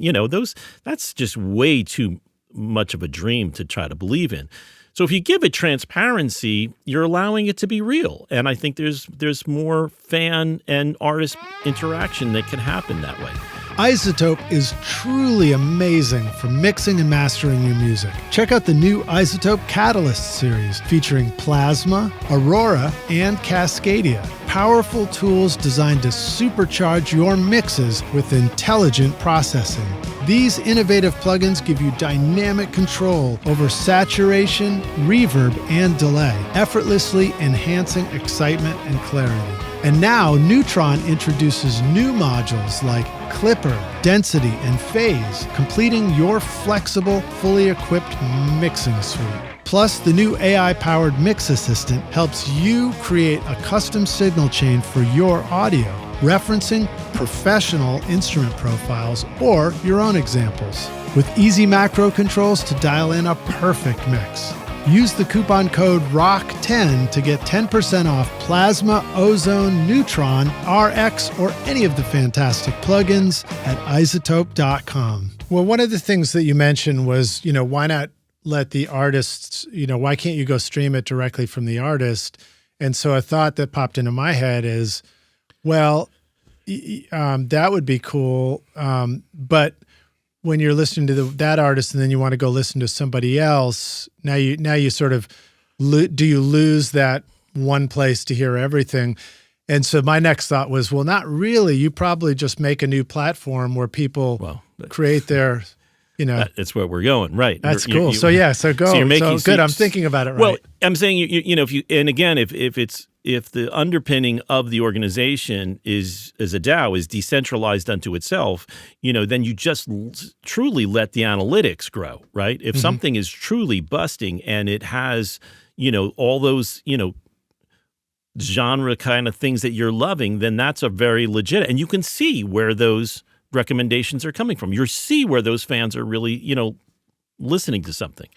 The other side that's really interesting to this is, again, getting back to smart contracts is many times I've had a lot of people, think like, wow, Alan must be making a lot of money on that Sufjan record or Dillinger Escape Plan or whatever. Like, oh, even if he only had a half a point, right? Mastering engineers don't make residuals. We're a service. Here we are, But what if you did want to give a mastering engineer credit on your songs, right? Yeah. And what if it was only 0.001%? What if you wanted to give it to the art person? What if you wanted to give it to your fans? Would your fans spread your music because they own right? part Yeah, of it? that's a fascinating thought, and I've thought about that stuff too. It's like, what if there's incentive to not in a weird kind of way, but in a natural kind of way, transparent, share the music that you love with your friends. What if it just makes sense? I mean, it's just logical that you want to hear what your friends, your community are into and share with that. You don't have to agree with it, but there is a certain kind of effect that happens with that. And then also, if you are helping an artist become successful, then maybe that if it is stored on something that is transferable, be it a coin or an NFT or something like that, then that can have value. Just because a band puts their music up as an NFT doesn't necessarily mean it's going to have value, but it could down the road. So you can, and the other side is sharing it further on. If it's what's an old Rubber Soul record going for these days? I don't know, $5,000, an original London pressing or something, right? How much does Paul McCartney make on that sale? Right. Shouldn't he receive something on that, or is that double taxation because he got his, dime off of it back in the 60s, I don't know. That's a tough one because probably anybody listening is like, wait, Paul McCartney's not getting enough. Well, it's more just the theory of it is that can anyone resell a CD to somebody else can enjoy it, or CD, vinyl, anything, there are all these, there's nothing really new in this technology. It's just really the accessibility to it, right? Like I said, it's like, I do not understand this, why it takes so long to get royalty payments. It's just out of control for these artists. Yeah, I don't know. I don't get enough royalty payments to know. Well, nor do I, but I hear the artists and complaining about it all the time, and so the technology is there. And like I said, we see it every day between Zelle or, PayPal or, Venmo. We see this money moving around in seconds as well. It should.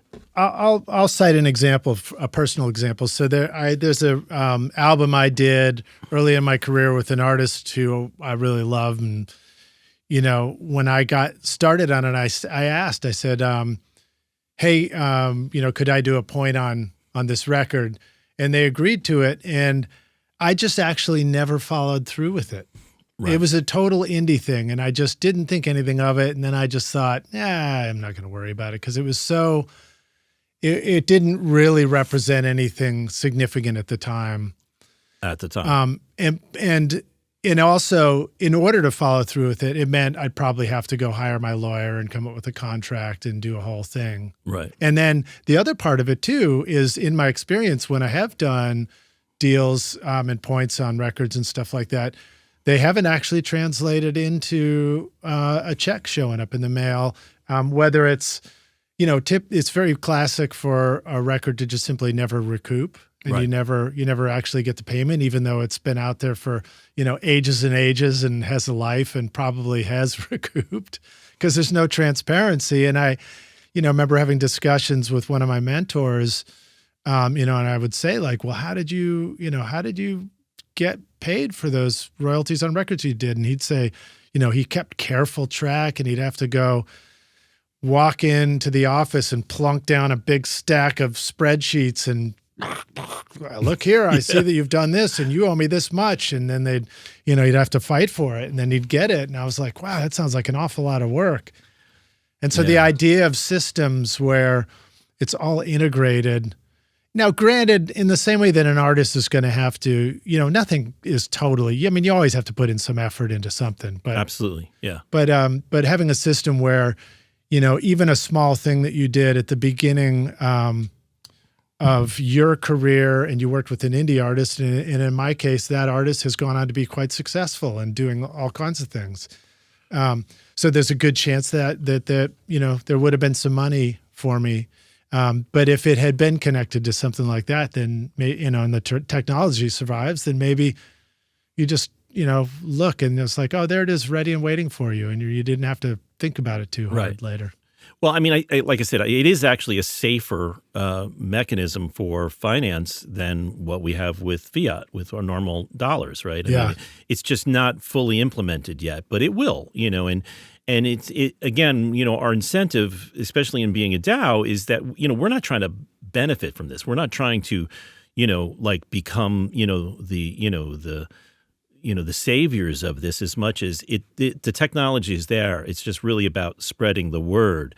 And we have a phrase where we say we're doing it from the bottom up, that rather than going to, these major mega artists, we're going to the absolute bottom, because those are the ones with the fans that are rabid, that will be there, that will ingest this process, Now, are you familiar with some of the music projects that have previously tried to do something on the blockchain? Yeah, I mean, again, a lot of it has to do with expense, and what's happening is it's getting more and more affordable, right? I mean, just like making records, right? In the 70s, Atlantic Records put up whatever, $250,000 for Led Zeppelin to go into a studio, and they want their 85% of the royalties from those mechanical sales. Sure, of course, you put up all the money, And I think we were really wrecked with that initially with a lot of technology, new tech, which is that it was just really expensive. There is a patent pending process that we are working on that is ecologically completely green, and that's what will change this. So as technology is developing to allow this to be extremely affordable, then the powers to be don't have to break in those kinds of numbers. And I'm sure Spotify and Apple put up these huge servers, developed this technology that they're using. Again, not taking it away from them, but from the bottom up, looking at indie artists, their system does not work for indie artists. Right. And indie artists have their fans. There's an easy way to tap into this. And again, you can sell out. No one is saying, sign here, we own you, lock, stock, and barrel. It's like, no, it's completely transparent. If you want to later make that choice, great. My belief is that you won't, because you'll see what they'll do to you, and you'll see how much better you can do on your own. It is really on your own. Well, it's pretty exciting stuff. I mean, I've been following this for a long time, and I had had Music Coin when it appeared, and I even posted some of the early episodes of this podcast over there just to see what happened. And then there was another one called Peer Tracks, and I actually did an interview with the founders of that.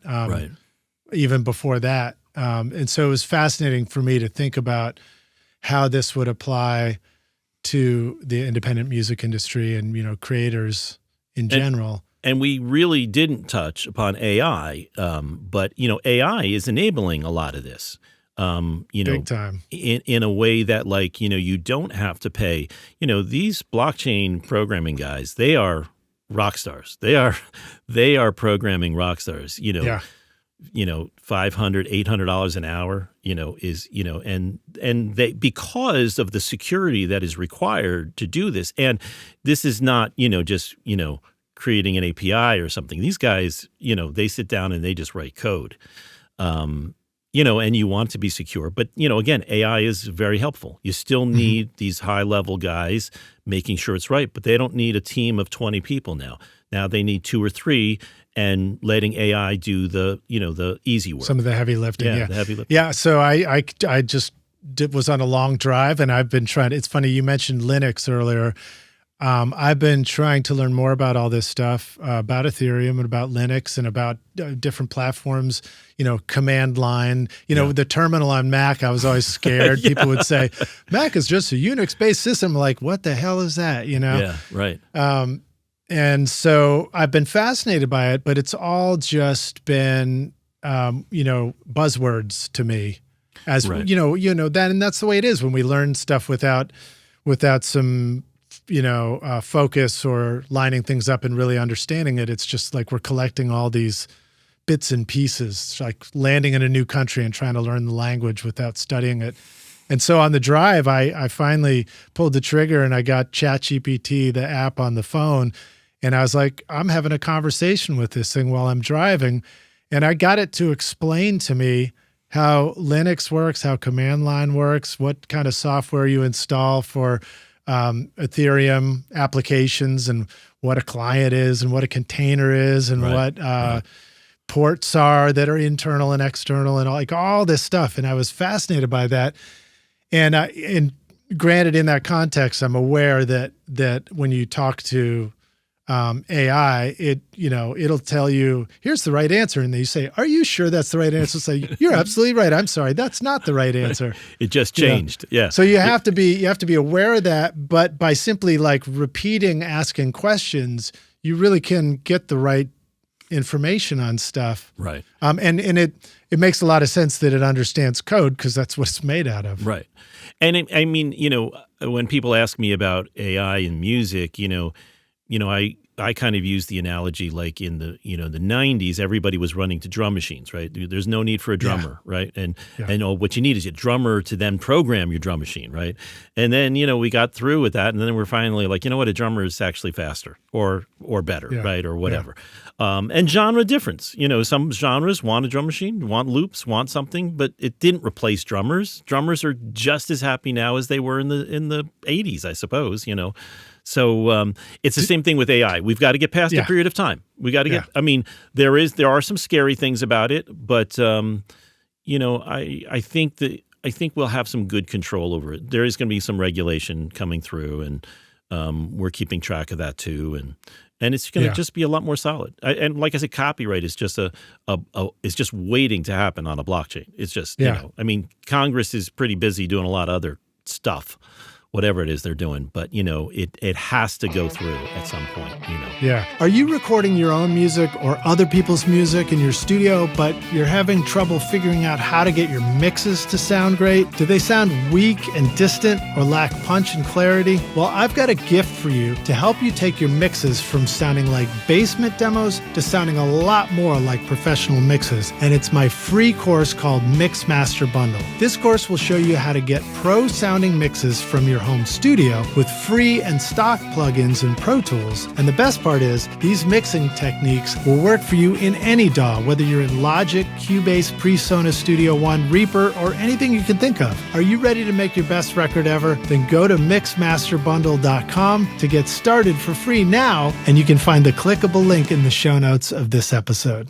That's exciting. It's funny that you just brought that up. I mean, Alan, you and I are like birds of a feather, because I've been going around saying, AI music is just drum machine 2.0, It learns on what exists, and, hence why, the imaginative artist has nothing to worry about, really. I mean, maybe they're worried that AI will steal it, but then again, you see, blockchain has a solution for that. If you put up and it's original and it's stored on a blockchain, it's there. And AI can actually help you find other copies of that on Web 2 and Web 3.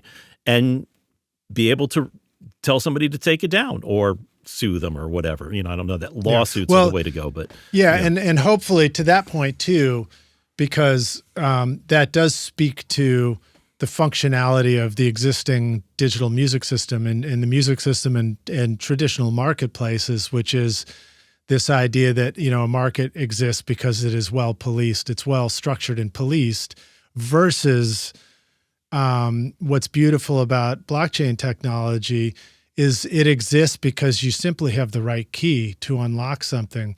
So then when I think about streaming music and how do we how does music go back and forth through the internet using blockchain? And instead of thinking, well, why are they going to use your version when they get the free version over here? I think we have to remember that the reason we go to places to get a version of it is because it's just, as a consumer, is because it's a better experience and it's more convenient and it's more familiar to us and it sounds better and it works better and it looks better. And perhaps unlicensed places will manage to do that. I don't know, but I suspect that creating an environment where everybody flocks to the place where you can post your music, post your art, interact with your fans, the fans can interact with it, and everything works pretty, seamlessly and great. It will become a better experience, Right. And, the key underlying factor here is two. One is that the artist should be able to choose that. If an artist says, I will only allow you to hear my music if you own an NFT, right? That's their choice. Right. However, you could say, listen, I'm going to give you these extra experiences if you have the NFT with the smart contract. And you can at the same time say, yeah, and I'm going to let those other enterprises play this, because after all, you still want to get your music out there. And then the beauty of the smart contract is also that it can change. Like you can give away part of it now and then let it scale down on a sliding scale as things get more popular. You don't want to give away 10% of your song when it's making, $10 million. Maybe you do. And why not let that be the way that you can finance things, So Rockstars, just to clarify a couple of things. When we use the term smart contract, we're talking about actually little digital code. Well, it may not be so little always, but digital code that is embedded into the blockchain that is a contract, but it's all just digital functionality that might say things like, when somebody plays your music, the register of that having been played, or the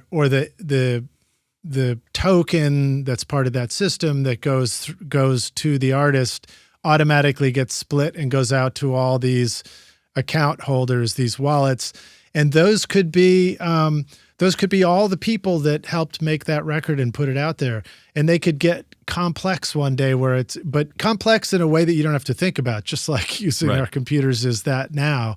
But it could be something where every single person who ever participated in this thing, all the way up to the current date, benefits. Exactly. And it just goes into this contract and it functions. And, and then if they somehow perform badly, then they're removed from the contract. All these things are possible, which is fascinating, The way that I look at it is the system is broken right now. I mean, Spotify and Apple, Amazon Music, I don't see anybody out there raving about it much. I mostly see people complaining about it. And 100,000 songs a day are uploaded. How do you discover, right? How do you, right? I mean, and we're just mindlessly pouring ourselves into these programs, right? We're betting again. And once that indie field grows, and it is growing, it's not going the other way, right? So I believe the latest statistic is 47%. So once it hits that 50% or more, now you've got the majority. And if the majority say, we're not going to play on Spotify, we're not going to play on Apple, we have our own player with our own discovery, and we have our own influencers, and we have our own way of, getting royalty statements, immediately. I just, Cobalt Music was awesome. I don't know how familiar you were with that distribution. I remember the name, but I don't know. Yeah, they touched upon this. I followed them. A lot of what we're doing, was generated from some of the kind of concepts that they had, where as an artist started doing well, here's the analytical tools. Maybe we'll jump in and we'll help finance you. Right? Because again, there's that. 6 months, 10 shows, 100 people, right? I remember, I remember, doing a production deal with a band, manager brought me down in the Pine Barrens in New Jersey to a firehouse, and there was nobody there. Were you sleeping in the Pine Barrens? No, yeah. We have my weapon storage.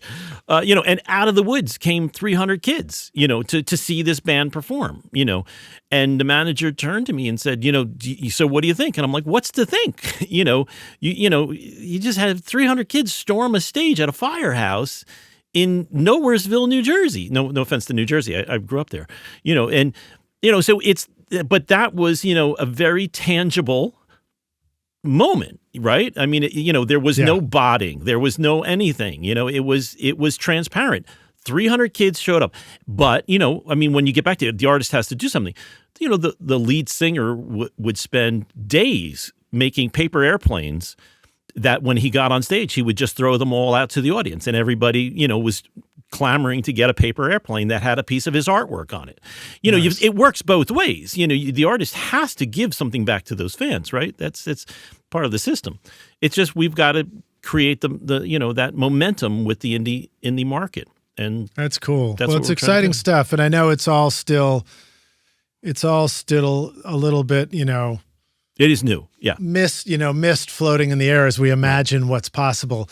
But what's exciting about it is that it's happening and it's moving forward, and it's happening at this fundamental build-up level. And especially when you discuss things like Ethereum, that's always been a community with a long vision. Yeah, very open source. Long roadmap for developing so that it creates something that, all these layer 2 concepts like what you're talking about could be built on it, and things can really have longevity and grow. And, it's sort of like Internet 3.0. Yeah, because it is daunting, to try to do something absolutely, completely on your own. Right. That's left to the Googles and the Apples of the world in a sense. But we've seen what they do. And as much as, we use their products, there's certain aspects that we love about them, still their self-interest is number one, right? And so we're just really, the underlying function here is that the artist should be in control how they want to do. And there can be advisors there. We're not telling people just sign on a dotted line and here's what it is. These things can be changed and altered as your career moves on, or not. It's up to the artist. It's really the artist should be in control, and transparently so to all their fans. And for what it's worth, too, there's a real appreciation for freedom of speech in the Ethereum community, and freedom of expression, and these are things that are valuable to artists for sure. And seeing who said it. How, do we believe anything these days on TikTok, on Facebook, on Instagram, on any of these X? Could be real. How do we know? There's no transparency. There's no transparency there. Well, you use the firehouse analogy. So like, somebody gets up on stage and has, is free to express themselves musically. And the beauty of that is if you're standing there, you know who said it, you know who just expressed themselves, and you can have a take on it. Yeah. And perhaps you can even go have a conversation face to face, That's, it is about community, transparency. Yeah. Artists should be in, control of their destiny.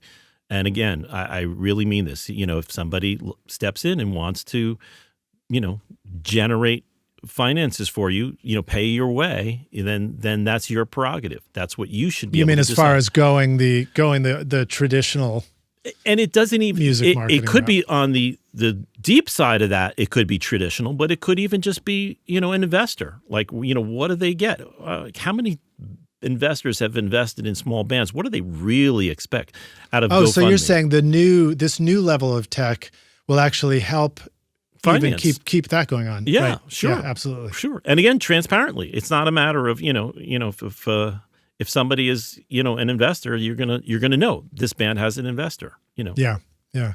Well, this is very cool, Alan. Wow, this is exciting, man. I didn't know we were going to get to talk about this stuff today. So thank you for letting us deep dive into that. And Rockstars, of course, we're on video now, so there should be comments below. Please jump in and, kick that like button. And if you enjoyed this, kick the kick the didn't like button if you didn't for some reason, and drop in comments and, ask us questions. If you think we got something right or got something wrong, let us know. Alan, before we go though, let me ask you this question. I love to ask this of all the guests on the show, and I've asked you this before, but it was years ago. Okay. So we're going to take the Wayback Studio machine again, and you get to go back in time and find younger Alan and say, listen, dude, here's the single most important thing you need to know to be a rock star of the studio yourself one day. What advice would you like to go back and give yourself? And would it be buy more Bitcoin? So somebody else just said that on the show too. Well, I mean, there are parts of that. I think, it is about content is king, right? I mean, I think that again, new technology, DAWs, et cetera, are giving you tools that you don't have to save a fortune to go out and buy, right? You don't have to have a Studer tape machine. You can have the plugin, and maybe it's not the same, but it's irrelevant in this new world of imaginative artwork. I don't know if I said it last time, but this is something I do advise: is learn piano. I think anybody. I think you did say that. Did I say it last time? Yeah. Well, I've been saying it for years, so it doesn't surprise me. Even the bot quoted you on that when I did. It really? Okay. Well, yeah. Because it's true. So much information is and can be more easily entered into workstations, et cetera, and so forth. And how many times I've been in a studio where, somebody needs to record a part on a piano. We need a string part. We need a this or we need a that. I think it's a very relevant point. The other thing is, from a finance standpoint, start saving. I mean, I regret not having started a whole life policy. I remember when I was first engineering, one of my high school guys was in insurance. He was like, Alan, you got to do this $25 a month. I'm like, I don't have $25 a month. He's like, you gotta be able to pull 20. I don't have 20, but had I would be owning my own blockchain right now, Right. So try and put a little bit away and then also try and save for those things that you really want, right? I mean, like I have a C12 microphone because an opportunity came to me where somebody, wanted to sell it, but I have to sell it now, and you can't, if you don't have that credit or you don't have the availability to some quick cash. I think most of the time that's the way I've bought most of my gear, like my vintage stuff, my LA3s, my 1176, my C12. It's all because like somebody was getting rid of them. So, you've got to have some money for that. I mean, these are typical things. I don't know. I would say try to stay healthy, try to exercise. Yeah. Don't ignore those things because if you're actually, my best advice would probably be, trust your feelings, because it's a long road. And if you're going to be successful, it's going to be because you trusted your feelings, not because you copied somebody's template and you did this or you did that. If you can trust your feelings, after all, that's what this is about, right? It's all about working with people and opinions. So learn how to do that. That's great, man. I love it. Trust your feelings. That's a good one to have. Yeah. It used to be pick a format and get to work was a big saying I had. But I think we've kind of sold that one. Everybody is. Pick a DAW. It doesn't matter. You don't have to be in Pro Tools. You can be in anything. It's, you don't have to have the C12, It doesn't matter what you're using. Alan's going to put it in Pro Tools later anyway. Yeah.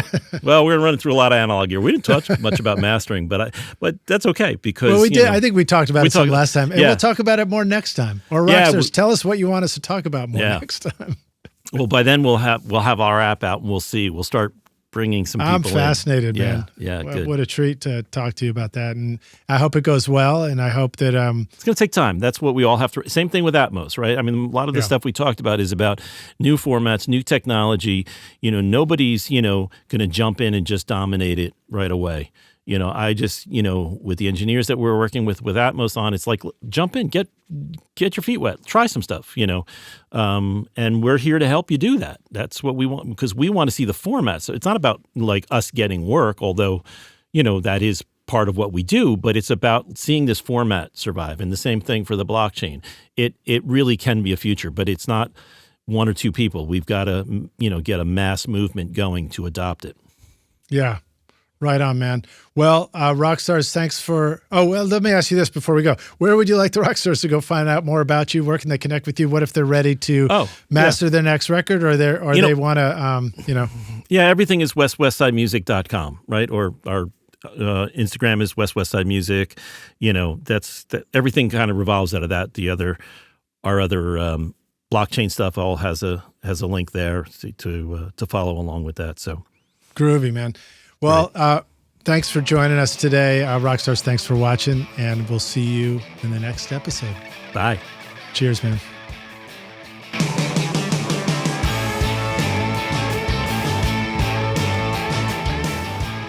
Thanks so much for listening to Recording Studio Rockstars. If you enjoyed the show and want to help make it better, then please share this episode with your friends on social media and leave a rating and review on iTunes to help the podcast reach more rock stars like yourself. You can click directly over to iTunes or go to rsrockstars.com/review for an easy explanation. And remember to hit the subscribe button to keep up with weekly episodes. And if you're ready to make your best record ever now, then head over to Recording Studio Rockstars Academy, where you can start with my free course at mixmasterbundle.com. Thanks so much for listening, and thanks for being a rock star. I'm Lid Shaw, and this is Recording Studio Rockstars. Now, go make great music. Recording Studio Rockstars would like to give a big thank you to our awesome sponsors who help make this episode possible: iZotope, Native Instruments, Atom Audio, and SAE Institute Nashville. And remember to take advantage of our special coupon codes at iZotope.com, nativeinstruments.com. Use the coupon code ROCK10 for 10% off any plug or purchase. If you enjoyed Recording Studio Rockstars, please check out our sponsors using the links in the show notes. These are all things I highly recommend for your studio. They're going to help you make your best record ever. And please like and subscribe to our YouTube channel, because it's a great way to help support this show. And leave us a comment below to let us know what you thought of this interview or who we should have on as a guest in the future. I would also like to thank our fantastic team here at Recording Studio Rockstars, Vlad Weselchenko and Liz Hulitskaya. Thanks so much for watching and listening, Rockstars, and we'll see you in the next episode. Cheers.